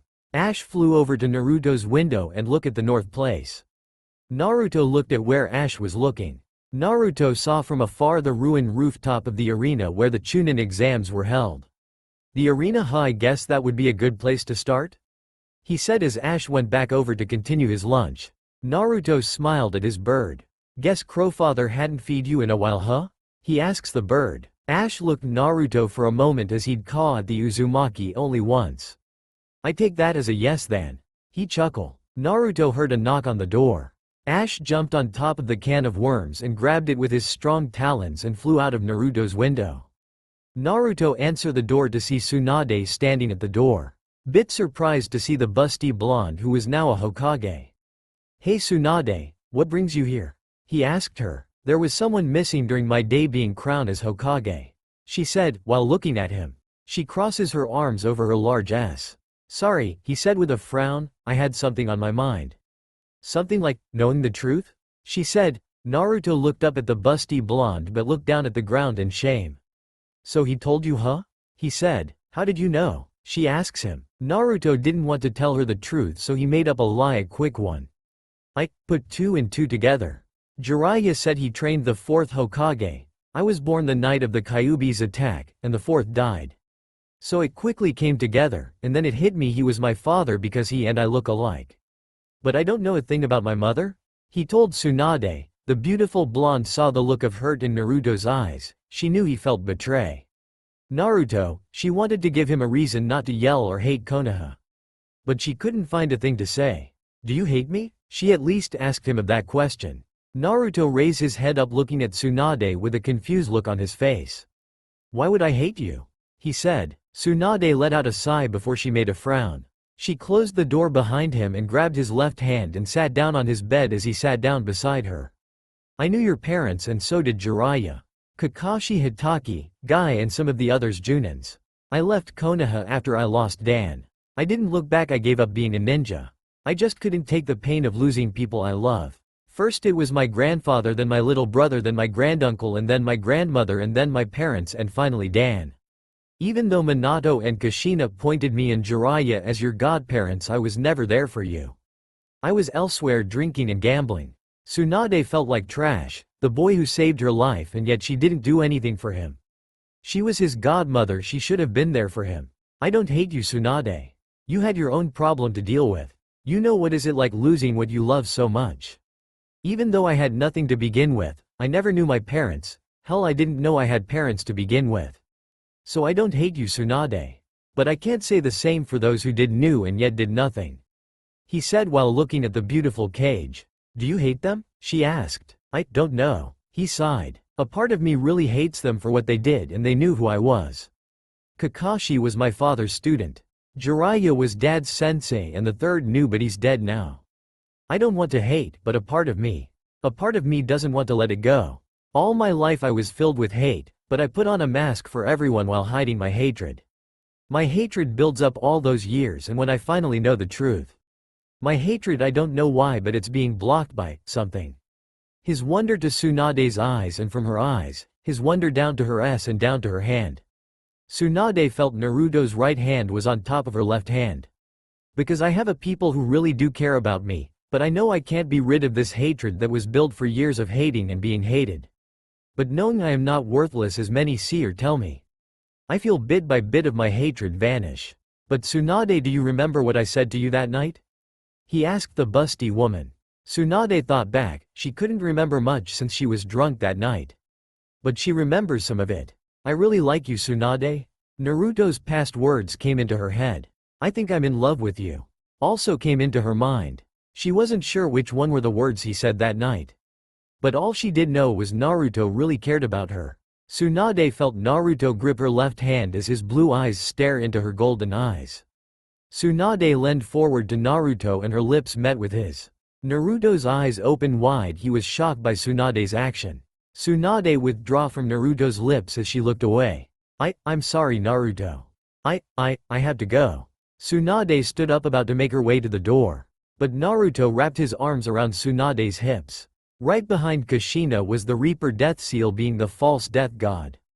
The Reaper demon smiled as it licked its lips. The Reaper demon was about to pull its arm to collect the souls of the family of three. But Kushina grabbed Naruto by the shoulder and threw him aside as Minato and Kushina were pulled together. No, mother, father, let them go. Naruto yelled. The Reaper demon's chest opened as blue liquid reached out to absorb the couple. Both Kushina and Minato tried their best to escape but couldn't. As Minato was being absorbed first, Kushina grabbed his right hand to pull him out, but it only causes the absorption quicker. Suddenly a 4 pair of chakra chains shot out from Kushina's chest and stomach. The chains strike and stab the ground. Kushina tried her best to struggle from being absorbed by the Reaper. Naruto grabbed one of Kushina's chains and pulled on it as Naruto used both his hands and his Reaper ghost arms. Naruto, I'm so sorry for what we did. This is our punishment. I'm so sorry, but I am glad I got to see you again. Kushina smiled at her beloved son. The chains started to break bit by bit. No, don't say that, Ka-san. This isn't the end. I'm going to save you. I'm going to save you all, he said while tears ran down his face. He just met his parents and now they were being taken from him again. This was no dream but a nightmare called reality. No, Naruto. Don't. It's okay, baby. Don't be sad, it's okay. I deserve this, we deserve this. This is our punishment for the sin we created that night. I made my own flesh and blood a waking prison for a demon. I sacrificed my son's normal life. I doesn't deserve to call your Ka-san. Goodbye, Naruto, I love you.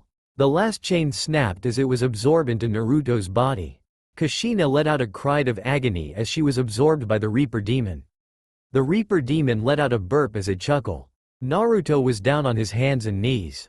The Reaper demon reached its right hand down at Naruto to collect the last one left of the family's souls to collect.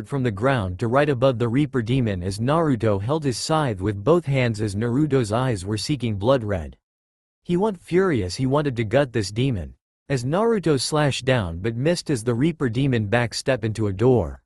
With victory in its hands, Naruto could hear its laughter echoing through his soul. Tasting defeat with a broken heart and nothing but sorrow filling his heart to the core, Naruto let a howling cry of anger as no one could hear him scream, no one but Kurama. Hokage Tower. Tsunade's bedroom. It was 10 o'clock at night. Tsunade was woken by the knocks on her door. Angry at whoever woken her because have a good reason. "What the hell do you want?" she yelled, but Tsunade gasped upon the person she saw at her door. It was Naruto, but there was something wrong, something very wrong. Tsunade could see it in the young boy's eyes. Nothing but pain, sorrow, guilt. Naruto looked like he just had his heart broken. Before Tsunade was about to ask him what was wrong, he spoke first. "Tsunade-chan, can I stay with you tonight? I can't sleep, I just can't sleep. So can I stay?" He looks up at the busty blonde. Tsunade didn't say a word, she let her young ninja in her bedroom and closed door. Tsunade wasn't sure what brought Naruto so down into this form of sadist upon him. Whatever it was, the two made love that night. Her company clams him down, but that night Tsunade stayed with him and she didn't not letting him out of her sights. Outside from Tsunade's window, Ash the Raven watched as he knew how hurt his young master was right now. And from Ash's eyes linked an open view to another. In another realm, the Crowfather watched. He saw everything that happened within Naruto's soul. He saw a reunion of blood, shattered by a soul-stealing fiend. "Did you give it to him?" A voice spoke beside the Crowfather. "You're late," Crowfather said with a glare. Crowfather's guest remained silent as the old one sighed but spoke once more. "But yes, he has it. But he is young." The Crowfather looked to his right staring at his unknown guest. "They are all young, but it must be done. The boy has grown last since I saw him. As a newborn he would have died but fate decided to show mercy. This time he will meet his fate and from there I will take care of it." The unknown voice said. "You think so?" "I don't think, I know." "I see," Crowfather nodded. "He will win, but not without a cost. I never thought he would be the one. A mortal who has claimed a piece of death's power." The unknown person chuckled, while Crowfather couldn't shake the look of sadist. "Something wrong, Crowfather?" He met his parents after 12 years, but he lost them again. The demon came again and took them. The boys will nearly shatter at that moment. I am surprised he is not consumed by fury. It's because he's familiar with losing things as such allies, loved ones. Losing his parents again is something no one ever dealt with. No one but him, that is. "You know this is your fault." "I know," the voice said. "And you want the boy to clean up your mess? He is but one. The others did not become greedy with the power I gave them. Selecting 5 humans upon death and turning them into Reaper's wraiths wasn't a good idea. I was against it and so did your brothers and sister." Crowfather shook his head in disappointment. "Nonetheless it had to be done.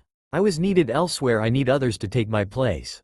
I returned to reap 2 souls that night." "2 souls? But I thought you only went after the boy?" Crowfather looked confused. "No, the boy, and his mother. The boy original was supposed to die after his birth. Mother supposed to die upon giving birth. But their deaths didn't go as planned. The mother proven to be stronger than I thought and so did the boy." "And so was the boy supposed to die?" "Illness as a baby, be it an early case of the chicken pox or another cause. Either way the mother and son was supposed to die that timeline through that week. However everything changed. I was going to take Minato's and Kushina's souls in exchange for the boy. But that's when he came. Yes, Death. Death stood beside Crowfather as he wore a dark purple cloak with a matching color hood that hid his face from the old one. "No, Crowfather, I know I have created another sin. First it was sparing the Nephilim's souls and now this. But from that sin, you brought back mankind. Death, why don't you give the boy more time? It will some time for him to find the Reaper Wraith again." Crowfather, as he smiled at the horseman. 2 months, I'll give him 2 months before I collect. He's already 12 years long overdue." Death pointed at the old one, as Crowfather smiled after being pointed by Death. "What of Mito?" he asks the Reaper. "The Well of Souls." So she decided to begin a new life. Crowfather nodded his head. Actually, she picked a different rebirth. She lives yet she still remains a soul. Crowfather let out a sudden laughter. She has become a bloodless? No, she is far from that fallen state. Crowfather let lost. He wonders what death do. What shall become of the woman's soul? She waits for her partner to die so he can join her. I have chosen the replacement for the Reaper of the East. If everything goes well, then my new plan will work just fine. Death chuckled. Crowfather grew a small smile as he also chuckled. What plan do you have, foolish one? Crowfather wonders as he smiled. You'll see, Crowfather. Goodbye, old one. But before Death left, Crowfather spoke quickly. Death, tell Mito when her partner dies. Bring him to me. Why? I would have to have a word with him. His soul is different from the others. His soul reminds me of the new first ones. Crowfather's words made Death pause just for a moment. Very well, but I doubt that he would share blood with the first ones. The humans didn't just restart with two people like Adam and Eve did. Death shook his head. I know, but do an old man a favor. Crowfather said as Death left without saying a word. Crowfather turned his attention back to the portal view through Ash's eyes. Naruto would not finally meet the demon he'd been longing to seek for 2 months. During that time he spends his day and time as normally he would. Being a ninja to others while being a friend to some and being troublemaker to others and being a lover to one woman. Naruto was enjoying his mortal life, counting down the days as each one passes. Counting down the hours he spends with his teammate and friends, counting down the moment together with Tsunade. Though he smiles and laughs with them, deep down within his was afraid of dying, to leave all of this behind once he dies. But he stood his ground and was ready to face what is yet to come. He was ready to face his end, but most of all he was ready to fight the demon he seeks. 2 months later, Naruto's apartment. 2 months has passed, him and Tsunade have become lovers. But this morning he woke up alone. It was raining outside, it was raining hard. Dear Naruto. Got a meeting with the old goats again, sorry I didn't make breakfast. I will make it up to you for dinner. Love, Tsunade. P.S. There's no mission for you guys since it's raining like cats and dogs. Naruto was eating breakfast he made for himself, while Ash was eating a can of bloodworms. While the two were eating together, Naruto heard a voice. Help me, help me. The voice cried. The voice was faint, but he heard it. Naruto got dressed and set out to find where the voice was coming from. Naruto wore a dark orange jacket with a hood, while wearing dark blue pants. Naruto had a grin like a peer from his new outfit. Naruto's face was hidden underneath his hood. The heavy rain didn't bother Naruto at all, while some were running and as others had large umbrellas. Naruto walked through it all. The voice was coming from a small alleyway. Naruto peeked around the corner as his right blue eye could be shown as he peeked. Naruto saw a lost soul walking down the alleyway crying while calling out for help. Naruto frowned for lost soul he saw. The soul was a little boy who was around Konohamaru's age. He wasn't sure how this boy died or why he didn't pass on.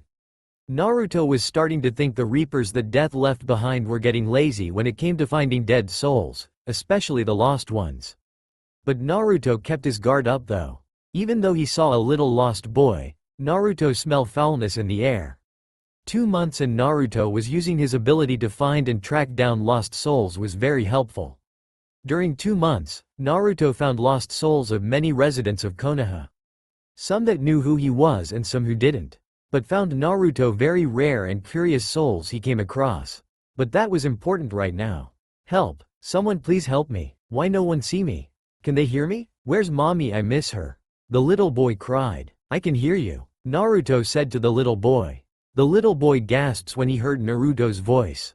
The little boy didn't turn around but spoke to Naruto. Who are you? I'm a helper. You're lost. Do you know where your parents are? He asks the little boy as he wonders if he would see the boy's parents somewhere else. What's your name? The little boy asked. Naruto, Naruto Uzumaki. The Uzumaki gave a small smile. Naruto Uzumaki, funny, that's my name. The little boy said. Naruto's left eyebrow raised up in confusion. The little boy turned around as Naruto's eyes widened open in shock. The little lost soul he saw was none other than himself. Naruto was so confused. How is this possible? You're me? How is that possible? He said as the little Naruto chuckled while grinning. It's because, he has a part of your soul. The little Naruto's voice grew dark. Naruto stepped back as the little Naruto transformed into a tall being with light purple skin with yellow demonic eyes. The being laughed as it licked its lips. It had long wide white hair, it wore a white coat. Naruto's blue eyes changed to red as he bares his teeth.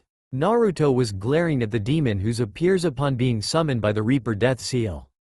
The Reaper demon took a quick slash with its claws, but Naruto dodged them and roundhouse kicked the demon in the face. Naruto's right and left arm changed into bones. "I'm going to gut you like a fish." Naruto threatened the Reaper demon. The demon just laughs at Naruto. The demon grabs its chest and rips it open as Naruto gasped for what he saw. Inside the demon's chest he saw a large number of souls within. He didn't see his parents or the two Hokages, which made him worry. The demon ran away from Naruto while laughing. "You're not getting away from me," he growled. Naruto followed the Reaper demon through the village. Naruto took whatever chance he would to strike it with his scythe. Unaware to him, few people of his village him jumping from rooftop to rooftop yelling in fury. Naruto? Tsunade and Shizune spotted Naruto on a rooftop. Tsunade saw Naruto's arms were missing, but yet when he was on a rooftop they saw a statue being thrown at him by nothing. Naruto yelled as the statue was sliced in two by nothing. Tsunade saw in Naruto's eyes, his eyes were red. He was using the Kyuubi's chakra, but how he became armless was unknown. Growing worry, Tsunade followed after her young lover. Naruto followed the Reaper demon to the hidden forest. The hidden forest. The hidden forest, a place where many battles took place. The forest had marked a line between the forest to the road to Konoha. But most of all, this was where the fourth Hokage fought and defeated the Nine Tails and died. When the Reaper demon was about to escape through a portal, a giant scythe suddenly was thrown as it sliced the open portal in half. The demon turned around to see a furious Uzumaki glaring at it. He has hunted down the Reaper demon. The demon had no other place to go. "You're not going anywhere, buddy. This is it, you're mine now. You own me some souls. Those souls belong to me," he said to the demon. The Reaper demon just laughs and told him to bring it on. "Your soul is mine." Naruto ran towards the Reaper demon. The demon dodged Naruto's dash attack. The demon grabbed Naruto's by the throat and smashed him to the ground. The demon stabs him in the stomach with its right hand. Naruto yells in pain as he felt the demon was trying to rip out his soul. But suddenly Ash came from nowhere and strike at the demon's face as he peeked away.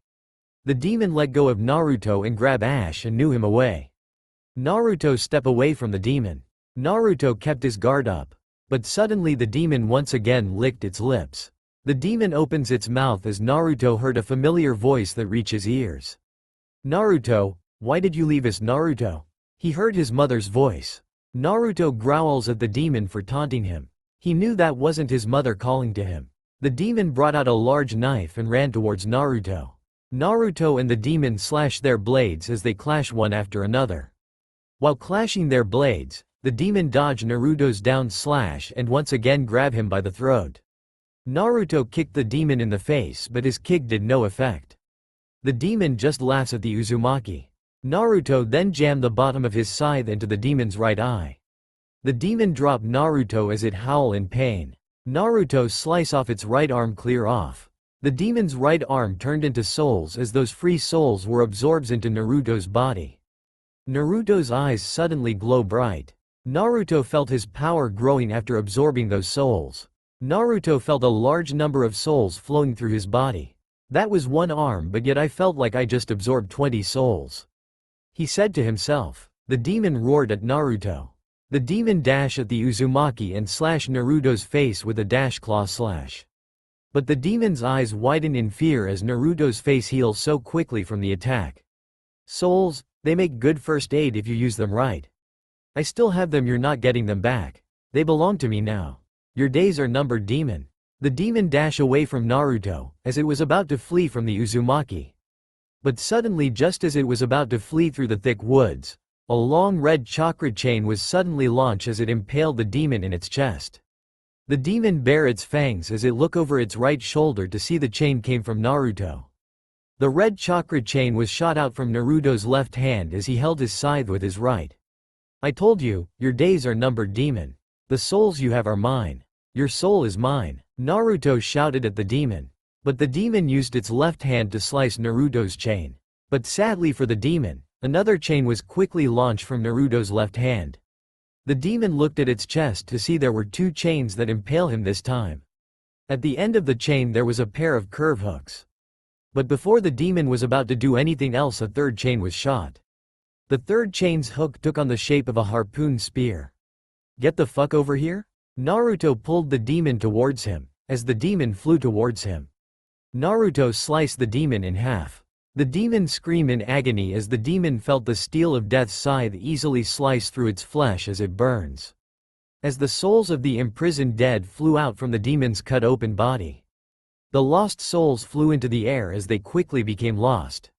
Naruto held out his scythe in the air as the souls were drawing to the scythe and thus were absorbed into it.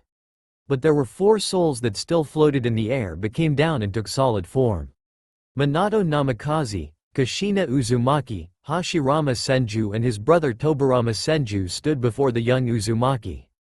The 2 Hokages bowed their heads to Naruto, thanking him for freeing them, as Minato and Kushina hugged Naruto thanking him for saving them from a fate worse than death. "Naruto?" He heard Tsunade's voice. He looked back and saw his girlfriend there alone. What was she doing here, the young ninja wondered. When she arrived and saw what was going on, she saw her grandfather and granduncle along with Minato and Kushina standing there with Naruto. Tsunade was shocked for what she saw. Tsunade was just about to faint, but Hashirama quickly made a wooden chair that caught Tsunade as she fell down.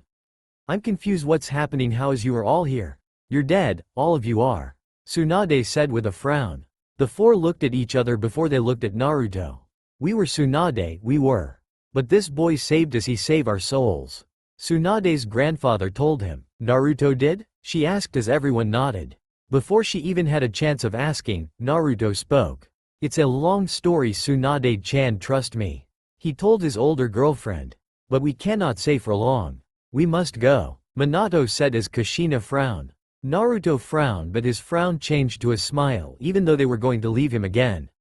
He was just happy to free his parents from a dark fate. Naruto saw Tsunade hug her grandfather and granduncle as she never did had a chance of saying goodbye to either of them.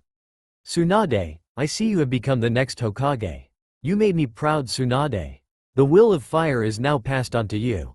I know you will bring Konoha into a bright future," Hashirama told his granddaughter. Tsunade had no words to say to her grandfather but only smile and shed a tear. While everyone was having a tearful reunion before saying their final goodbyes to their loved ones, Naruto heard Ashikawa warn Naruto. Naruto looked to see the Reaper demon was still alive. Even though it was sliced in half, the upper body was alive and active. The demon saw its souls were free and it left the demon in need of great hunger. The demon set its sights on Tsunade being a fresh soul. The demon dashed towards Tsunade as it opens its mouth. Tsunade's eyes in fear as she felt her body suddenly froze up. Naruto pushed Tsunade out of the way as it stunk its teeth into Naruto's neck. The demon ripped out Naruto's throat. "No, Naruto!" Tsunade and Kushina screamed. Naruto fell to his knees as he held his neck. Naruto felt his life quickly drawing away from him. He glared at the Reaper demon as the demon consumed the piece of flesh from Naruto's throat. The demon looked at everyone else and dashed towards them hoping to regain its losses. But suddenly a giant pair of red skeleton hands came from nowhere and grabbed the Reaper demon by the throat. Choking the demon with its right hand, the left hand grabbed the demon's head and ripped it off. Upon its head being ripped off, a large sum of souls bust out from the demon's neck. Naruto wasn't sure whose skeleton arms those belonged to. But it didn't matter, he was going to die. Crashing down to the ground as blood was leaking out. Tsunade couldn't do a thing to stop it. She felt powerless just as when Dan died. Naruto could hear the sound of his heartbeat. Bump, bump, bump, bump. So this is how I will die, huh?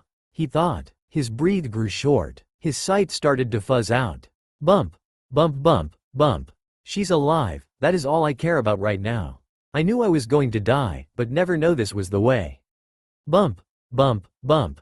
Seeing Tsunade was crying as well as Kushina was too. At least I got to see them again. At least I know their souls are safe. I suppose I lived a good life, I guess. Bump, bump, bump.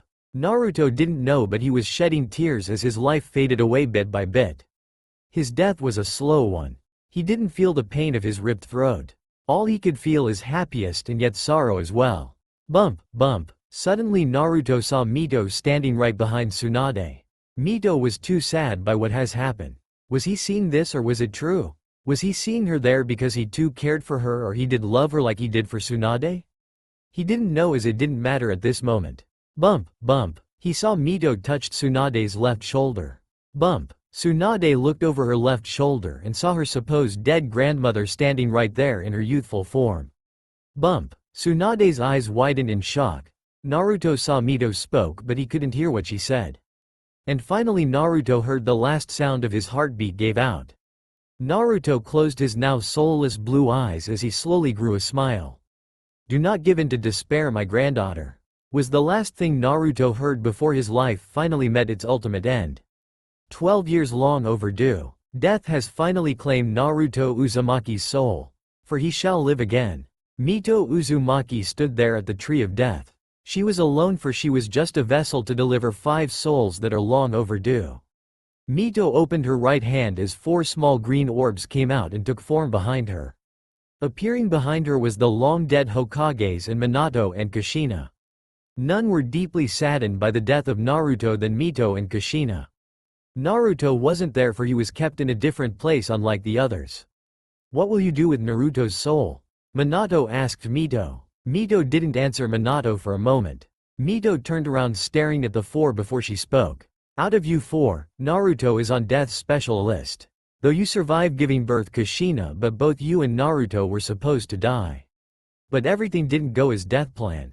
He was gonna take yours and Minato's soul in exchange for Naruto's but you were stolen from him.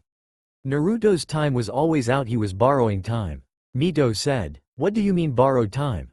Minato asked. "Minato, you weren't supposed to die. Where do you think your lifetime went?" Both Minato and Kushina gasped together. "You mean?" Mito nodded to the couple. "Your son was a dead man to begin with. But he was just borrowing Minato's time. Death allowed him to live long enough. You could say you let him live long enough to get rid of that demon." Mito turned around while still frowning. "I'm confused." Minato frowned. "When we arrive at the kingdom all will be explained. But right now I have to deliver Naruto's soul." Mito heard her husband spoke her. Mito looked back at her husband and smiled. "Don't worry, we'll have our chat when I return, my love. I have a job I must complete. Draven will be brings you to the kingdom." Mito turned to look as she saw Draven and 2 of the lords of the dead arrive. "Mito," Kushina spoke her name. Mito looked at the Uzumaki mother. "Bring him back to us," she said. "Don't worry, he'll just fine." In a blink of the eye Mito vanished. Elsewhere. Naruto's location. Floating in the abyss, Naruto had his eyes closed. His body was in the state of his mortal form. His throat was ripped out, yet there was no blood, just an open wound. While floating in the abyss of nothingness, voices he could hear within his mind. "Have you wondered, Death, why you are untouched while those around you wither and rot in the grip of corruption? Could it be that you were already blackened by the sin of betrayal? How can you defeat that which seethes in your own heart? You cannot stop me, without forever damning your soul. See the power that you birthed. I've killed my fallen brother, stopped the corruption, I stand, at last, at the well of souls. With no idea what I must do next." Naruto heard Death let a sad chuckle. "It is quite simple, but yet most difficult." Naruto heard Crowfather's voice. "I am in no humor for riddles, Crowfather." Death sighed. "You may wrap the power of the well to return the kingdom of man or you may resurrect the Nephilim. But know that choosing one will forever doom the other." Crowfather warned Death. "My brother, war. I would protect him above all." "Is it truly war you're doing this to protect above all?" "I said I would show if war's innocent. And I will." "Who would have thought? Death would bring life." Crowfather chuckled. "Wake up, little one." Mito's voice spoke. Unknown location. Naruto's eyes open, looking around as he discovers himself within a new place. Naruto had found himself within a forest that was rich with life. Naruto looked at himself and found himself in the form of his soul, but however when he felt his neck, he didn't felt the hole in it. "I fixed you," a voice said. Naruto looked back to see Mito sitting on a rock. "Where am I?" he asks. "A place of beyond," she answers. "Why did you bring me here? Where are my parents? Are they safe? Did everyone make it safe?" he asked as Mito nodded. "Calm yourself, Naruto, everyone is fine. They made it to the kingdom of the dead. You are here because you are needed," Mito said with a small smile. By whom? I would be the one. A familiar voice spoke. Naruto turned to see the Crowfather standing there. Naruto saw Ash standing on the Crowfather's right shoulder. Crowfather, but how, why am I here? I thought, you would have met your end. The old one smiled. But every end has a new beginning. Mito said with a small smile. She's correct. You are a special soul, Naruto. You have met your end. But your role is not over. Crowfather pointed at the young soul. Naruto was struck with sorrow. He felt cheated once again. He thought once he died he could be with his family and live well in afterlife. Feel cheated once again? Crowfather asked Naruto. I do. I thought once I died, I thought I would be with my parents again. I know Tsunade-chan will die, but later in life, I feel not only betray but I feel that I betray her. He sighed with a frown. No need to worry, child. She knows of what you will become. In time you will see her again. Mito had a talk with her after you met your end. Crowfather explained to the young Uzumaki. Why am I here? I thought I only used death's power for my own ends and as well as take care of that monster. He was lost, but Mito and Crowfather looked at one another as they nodded. Naruto, you have used that power you were given quite well. More than we ever thought. But however, you are still a rookie when it comes to such power. That is why Death has decided to make you the replacement Reaper of the one whom you have destroyed. Mito said as Naruto looked at the Crowfather to see if this was true. Yes, what Mito spoke of is true. But you will be you will be watched as well, you will have a partner. Mito will be your partner and Ash will be your watcher. But you need to learn how to control your power. That is why Death has sent him to assist you. Crowfather didn't sound happy when he mentions another person will help Naruto. Who is him? Naruto raised his right eyebrow. You will see him soon. Crowfather paused. But for now there you will be here to control your power before you become of great use. This place is beyond Earth. A place which is near its end but at the same time also near its beginning, a world trapped between life and death. Mito explains to Naruto. Wow, that's deep. The young soul nodded. Crowfather, before whatever you and Mito have plans for me. I want to return to the kingdom of the dead. I want to finish what a soul like me needs to do. Also, if I am become a Reaper, this might be the last time I'll ever see my partners. Before I can move on, I wish some closures with my parents. He told them. Mito looked at Crowfather for a moment as the old one gave a nod. Very well, but know this. You cannot enter the Well of Souls. Your soul is a soul not ready to enter well. Yet you have a role to play in death. Crowfather told the young Uzumaki. I know. Naruto chuckled. But before you go, Naruto, would you like me to tell you the reason why you lived until now? Have it ever made you wonder? Crowfather said. Naruto paused for a moment as he took a quick thought. Sure, why not? Knowing more about why I survived this long doesn't hurt. The young Uzumaki grinned. Kingdom of the Dead. Back already are we? Naruto heard a familiar voice upon entering the kingdom. Looking to his right he saw Draven, the master of blade. Back for now, the young soul said. We'll see if the king allows you to leave. Draven shook his head. He will leave, he has special permission. Mito spoke. Special permission? Doesn't matter, what to be done needs will be done. Draven said as the two Uzumaki left off to the judge house. Upon arriving at the judge house where the dead are judged for the events of lives that will impact the fate of their souls, Naruto stood in front of the count of the dead, ready to be judged by one of the new lords of the dead from the crown of souls who watched from the stands. Upon in the roles of souls were Kushina, Minato and the first and second Hokage. State your name and death. The lord of the dead spoke. Naruto Uzumaki, son of Minato Namikaze and Kushina Uzumaki. Death by slaying a death god, only to have my throat rips apart. Naruto spoke. Speak of any sins you have done or forever hold your soul's fate. The lord of the dead again spoke. My only sin and regret is not being with the woman I loved. I was dead since birth, only borrowing the time my father given me.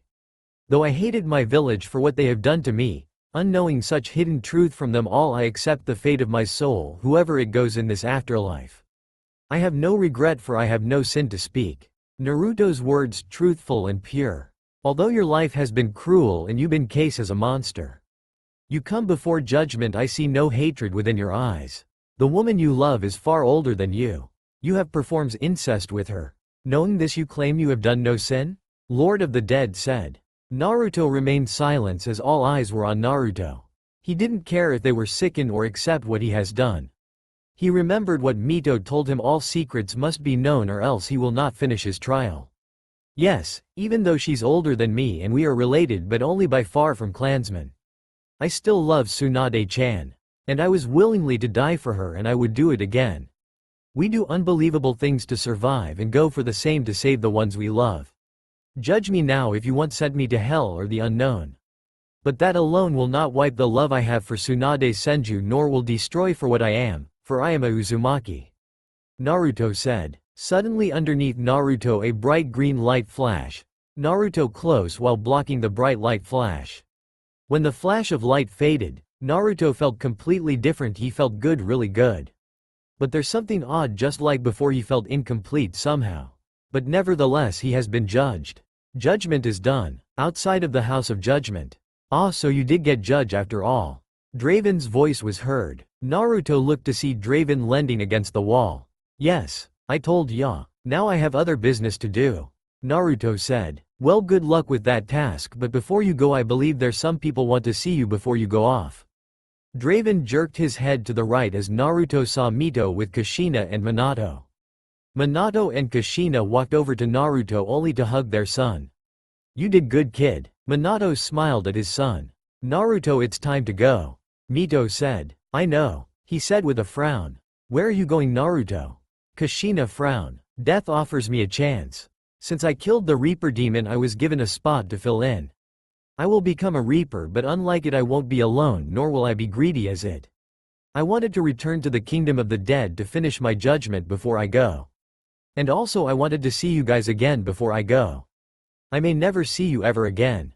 But I know that I have parents and they loved me, even though what you given me wasn't quite the best gift a parent should give their children. Minato's sweat dropped while Kushina hugged her son. We'll miss you, Naruto. Minato said. I know. He nods. Time is different here. It may take years before you guys' judgment is fulfilled, so who knows? We might see each other again or in another life. Naruto's words made Kushina tear up. Mom, don't cry, I was just guessing. He sweat drop along with Minato. I just wish we could have lived the life we could have been. Kushina said. I know, but it is how it is. Life is cruel, but I'm a big boy. I take handle myself, I did for all my life. He grins at his parents. And he's my granddaughter's lover, that counts for something. I suppose losing his virginity to a mature woman isn't a big deal. Mito looked at Naruto with a wide smile. Naruto blushed when Mito spoke of this in front of his parents. Oh Naruto, Kushina covered her mouth as she blushed. That's my boy. Minato teased his son, causing Naruto to blush deeper. Not helping Mito-sama. The young Uzumaki sighed and looked away while in embarrass in front of his parents. The elder Uzumaki just laughed and smiled at her granddaughter's lover. Naruto, there is a few things I need to take care of before I help you. I will teleport you to the Crowfather, he will help you from there. I will join shortly after I finish here. Naruto nodded. Mito reached her right hand out as a simply wave of her right hand. Naruto vanished in the blink of the eye. Your son is strong, Kushina. Both you and your husband should be proud of him. Because of him I was able to face my judgment. Mito frowned at first, but she smiled in end. Mito, you will move on as we? She heard her husband's voice.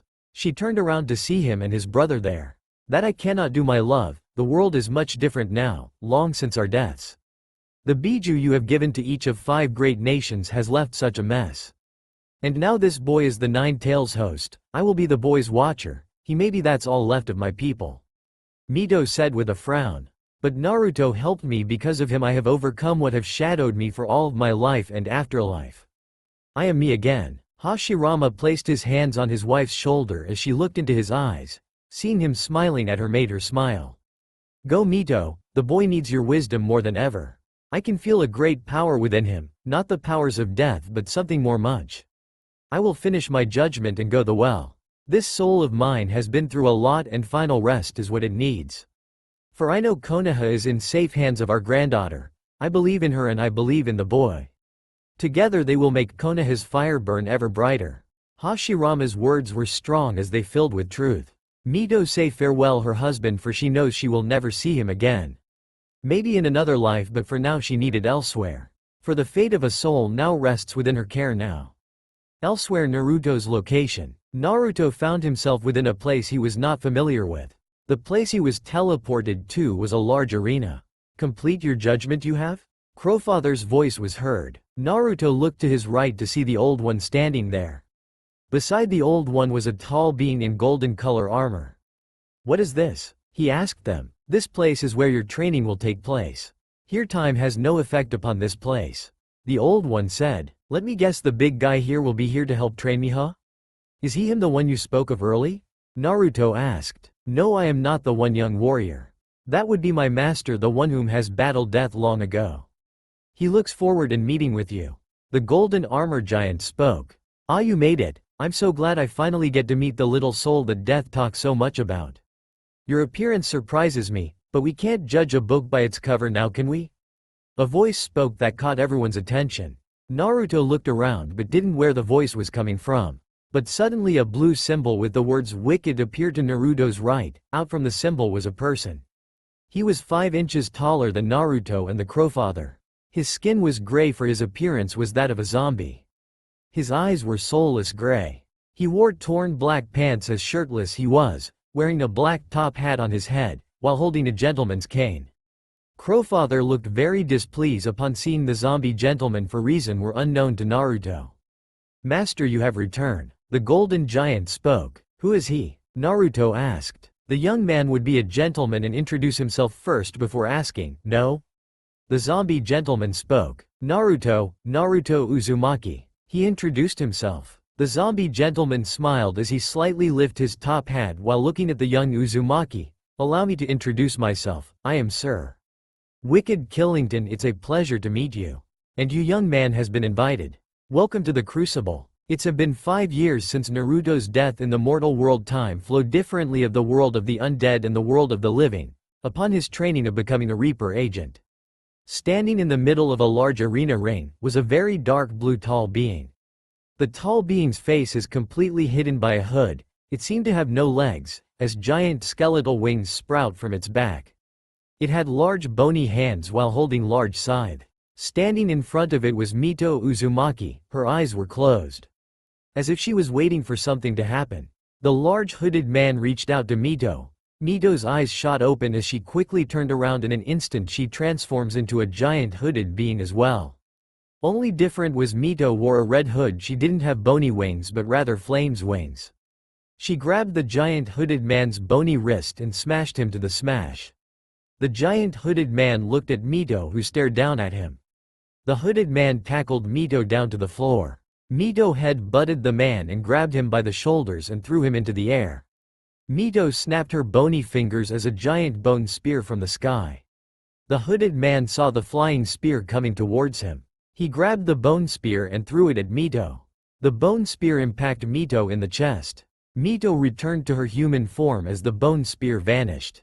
The hooded man looked down at the female Uzumaki, as she looked up at her hooded foe. Well done. Took you 5 years but you were able to beat me in my Reaper form. Mito laughed. The hooded man twisted in a circle to transform, only to show his true form, which was Naruto Uzumaki. Naruto Uzumaki appearance had charged overtime. His appearance was that of an 18-year-old. Naruto learned the ways of his death power and learned how to control it with Mito's, Wicked K's and Crowfather's help. Ah, well done. What a show that was, my dear boy. Wicked K appeared before the two. Man, felt like forever since we began the training. Naruto cracked his neck. Ha ha ha ha, true, but time waits for no one, my young friend. Wicked K said. Indeed, Naruto said with a sad look. What's wrong, my friend? K asked the young lad. I worry about my loved ones. I wonder what they're doing now, especially Tsunade. He told Wicked K. Ah yes, I know how that feels. When I was alive, I too had loved ones. But I will tell you this, my young friend, worrying will do no good. If the mind is troubled it will affect the body. And with the body goes with your strength. Sir, K is right, Naruto. Worrying will do you no good. But it has been a while since we started our lesson. I believe a break is needed. We have been going for a long time. Mito smiled at her young Uzumaki. Kingdom of the Dead. Naruto and Mito arrive at the kingdom only to be greeted by an undead knight. What business you have? He asked them. Visiting friends, clam yourself, knight. The king knows the business I have and what the young man I am company with. Mito told the undead knight. The king of the undead is no more. The kingdom of the undead is thrown into chaos. Only us Knight are the ones keeping the kingdom together. He explained. What? The king's dead? How can that be? Mito was shocked. Ah, that would be work of an assassin. We do not know who the assassin was or who the assassin worked for. The undead knight said. Wait, if the kingdom is in chaos, what of the souls that lived in the kingdom or those ready to enter the well of souls? Naruto asked the undead knight. Worry not, young one. The souls are protected, only it is the king's will of what souls goes in. If any soul goes unchecked, many problem will awake. He said. Why is that? Naruto asked. Because every soul who enter the realm of the kingdom must be known. If this soul is not known or found, the soul has a high risk of becoming bloodless. He explained. Who could want the king dead? Naruto wonder. Throne of the dead. Worry of the state of the undead. Mito entered the throne of the king. Naruto accompany her and also make sure nothing bad happens to his Uzumaki elder. Hoping to see where the chancellor was. However, the chancellor wasn't in the throne room. Where's the chancellor? Mito asked one of the undead knights. We do not know. We disappeared shortly after the king's death. The knight told Mito, wanting to be helped Mito out and not be useless before his lover's grandmother's eyes. The young Uzumaki spoke up. Does anyone know where the assassin went? He asked the knight. There has been word of seeing an undead across the land of the dead. Cross from the desert of the rot there, a prison where those who pose a threat to the king are held. The knight told Naruto. A prison, huh? Naruto closed his eyes to think. Can you bring us 2 horses? The travel is far, I dare not teleport to lands we're not familiar with. Mito asked the knight. The knight bowed his head and walked off. Naruto, meet me outside of the kingdom, there's something I must look into. Mito told him. You're not with this kingdom, but yet this worries you so. He smiled. True, death I serve now, but I've the king long before. This kingdom is very important no matter who I serve now. Both nod their head to one another before slipping up. Outside, waiting for Mito to arrive with the horses. Alone he was outside the kingdom of the dead. So you are little soul that death has chosen. A calm unknown voice spoke. Naruto looked around to see where the voice was coming from. To be honest, I thought you looked more demonic from the tales I've heard. Floating behind Naruto was a large demon with 2 horns, as the right horn looked broken. He wore a dark blue robe. He appeared to have no legs. His face had a skeleton-like feature. His hands were bony for a demon. The floating demon floated in front of Naruto to greet the young Uzumaki. Who are you? Naruto glared at the demon. Whoa, calm yourself, young one. I am simply a humble merchant. I see you and the fair lady will soon depart these lands into the desert of rot. Be warned, those lands are dangerous, only the strong can survive. If you wish to seek the king's assassin, you will find the assassin there. The demon merchant said. Why tell me this? He stared at the demon. To help the kingdom, of course, a place where the souls of the dead lives. Surely I will be rewarded for aiding you, yes. Ah yes, forgive me, I hadn't introduced myself. Vulgrim, the demon merchant. Mito spoke behind Naruto. Naruto and Vulgrim looked to see Mito was riding on an undead horse. She brought a second undead horse for Naruto. Naruto, let's go. I thank you for proving the rumors are true, Vulgrim. I am sure when we return you will be greatly rewarded. But until then, stay out of the kingdom's walls. Mito glared at the demon merchant. The prison is hidden within a stone golem.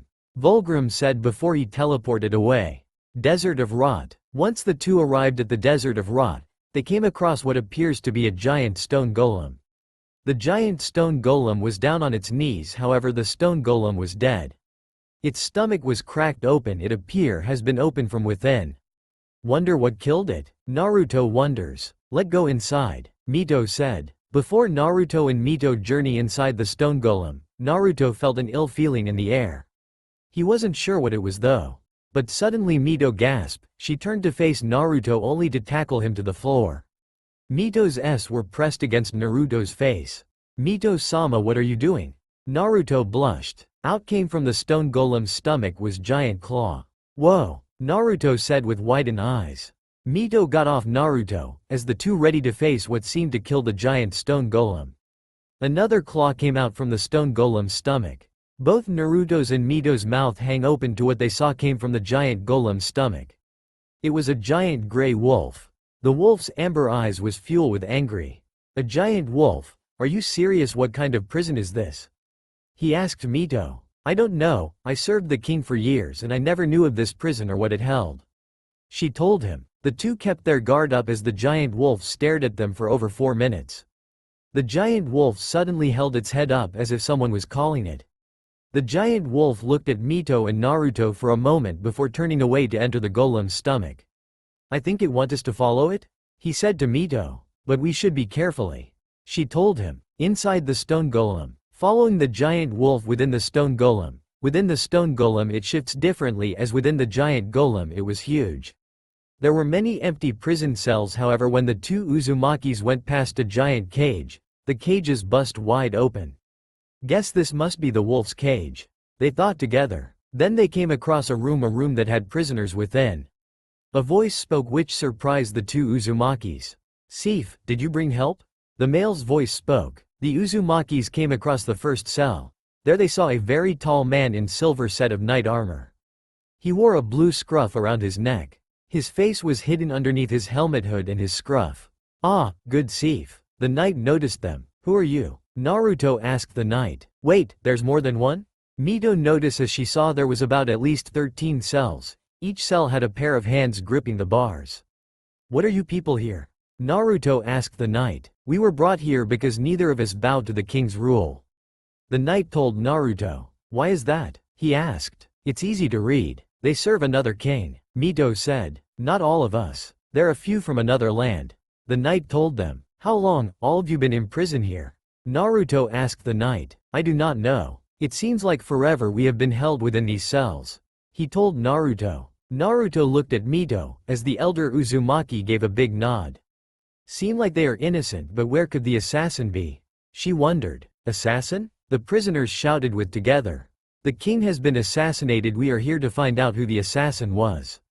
Mito told them. If the fool of a king is no longer on the throne we are free to go.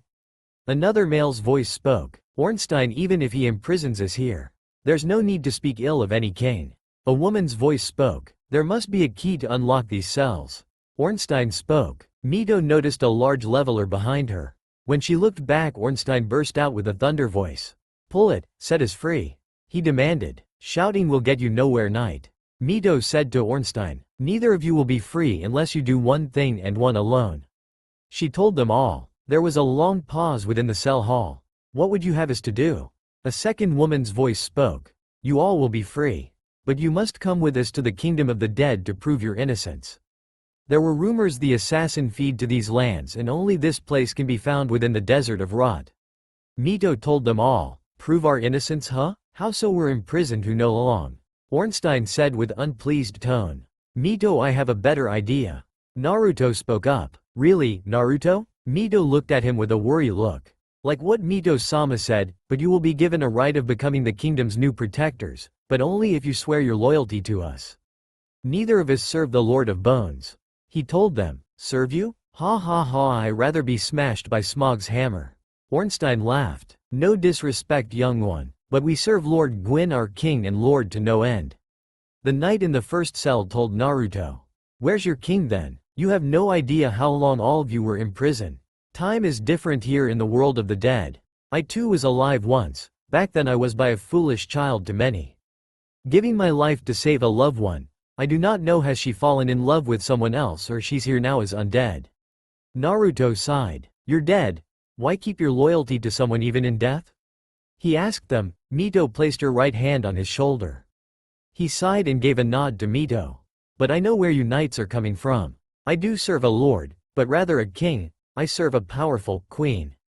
Yes, a queen whom I gave my life to and would do it again. If you will not serve us, here or now, serve me as an end to the chaos within the kingdom of the dead. What is a king without his people and what is a kingdom without its king? He asked them. It seems we are in a corner we cannot escape, my friends. Though we serve Lord Gwyn without question, the young one is right. It's time for us to make a choice. To remain in our prison or leave with these two kind souls. An older male's voice spoke from one of the cell downer. Goff has a point. A woman spoke in the dark. I wish to help if means to help others. A woman's voice spoke. If that is milady's wish then I shall obey her wish. A fourth male spoke. If my brother goes, I will go as well. A third woman was heard. Mito looked at Naruto as the young Uzumaki gave a nod. Mito pulled the leveler as the every cell opened. Naruto and Mito left the cell hall and exit the stone golem, waiting for their new allies outside. The first to come out from the golem's stomach was the giant gray wolf, but riding on top of the giant wolf was the first knight they encounter. The second person was a woman. She wore dark blue clothes, she'd wear black boots, and on her face was a silver-colored mask. She had long blonde locked ponytail. The third person was a tall man who just as tall as the first knight. Like the first knight, the third person was a knight as well. He wore yellow armor from head to toe. He wore a golden lion helm. From the back of his helm was long red hair. The fourth person was a very big person. He was a giant. He was twice the size of the two knights, wearing a large helmet on his head, while his armor was made from a bone subjects. The fifth and sixth persons were actually group of 10 people. They're 5 different group of knights. The knight helmets had long pointy horns. One group was 5 silver knight, as each one of them held a different weapon as such, sword, spear and large bow.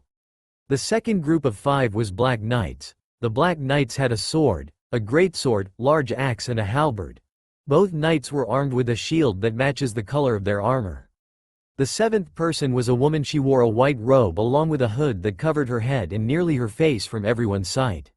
She was accompanied by a knight. The knight armor was darkest green. He held a big shield while carrying a giant iron hammer. Behind the woman and her knight was another woman. Her hair was reddish-orange, her eyes were brown. She wore a dull-holed helmet, wore gold armor along with pair of gauntlets that went with her gold legging. Before we leave this place, I want to know your names. The lady that accompanied me is Mito Uzumaki. I'm Naruto Uzumaki. Now tell me yours. Naruto said to them, I am Artorias the Abysswalker. And the giant wolf is my companion Sif. The knight said his name and title. Sif the giant wolf only stare at the Uzumakis before Sif lower his head to them. Lord's Blade Kirin. The masked woman spoke. Hawkeye Goff. The armored giant spoke. Dragonslayer Ornstein. The knight in gold said. We are the 4 knights of Lord Gwyn. The 4 knights said together. I am Selen Vinland. The woman in gold armor spoke her name. I am Garl Vinland, and this is Lady Maiden Estrella. The dark green knight introduced himself and his fair lady. As Maiden Estrella looked at the 2 Uzumakis before she bowed her head to them. Naruto looked at the silver and black knights as the group of silver and black remained silent as corpses. They have no voices to call their own. They follow our commands and the commands of Lord Gwyn. They are knights. They do only the king and higher knight asked of them. Artorias told Naruto, I served the Lord of Bones for a long while. I am the closest thing to a ruler of the kingdom of the dead. You will follow my orders. My voice shall be the will you will carry. Do you understand? Mito said to the silver and black knights. The silver and black knights stood still. I said, do you understand? She yelled at them. The silver and black knights quickly bowed down on one knee before Mito. Isn't she a naturally leader? Selen said with a small smile. Yes, she is. She was the wife of the leader of my home village. Naruto looked at Mito with a smile, as the elder Uzumaki smiled back at her granddaughter's lover. Now come with us, we shall bring order to the chaos. Both Naruto and Mito entered their Reaper form, and with a quick swift of their cloaks the freed prisoners vanished. Do you believe they will be of help, Naruto? Mito asked Naruto as she felt unsure of this. I think they can. They've been imprisoned. I doubt the assassin is one of them. But I can't help but feel a great despair cast over every one of them. Especially Artorias and Maiden Estrella. Artorias, I feel a deep guilt of failure, and Estrella feel nothing but the pain of betrayal and endless sorrow. The young man shook his head. What they suffer in life they carried into the afterlife, much like you were. If they are judged it could lift the burden on them. She told him, maybe I can help them, move on. But I do feel that each of them can help us. He chuckled suddenly. What are you planning? She stared. The Lord of Bones is gone. I doubt there's anyone of his blood to take his place. The kingdom of the dead is too dark. Everywhere I step suffering and despair leaks with every step. Maybe we can make this land better? Maybe, Naruto, maybe. She stared at him, not sure what his plans were. Suddenly a scroll appeared before Mito. Opening the scroll she read who was on the list of the soul to claim. A new list of the dead whose soul we need to bring here. Tell me, Mito, who's on the list? He crossed his arms. Mito closed the scroll. She closed her eyes as she let out a deep sigh. She turned her attention to Naruto. It can wait for now. Let's rebuild the kingdom into a better place. The two teleported to the kingdom of the dead. The death list scroll was dropped to the ground. As the sand slowly covered the scroll, on the scroll a name was shown before it was consumed in the desert sand. Tsunade Senju. That's all for now. If you enjoy then please like, share and do comments.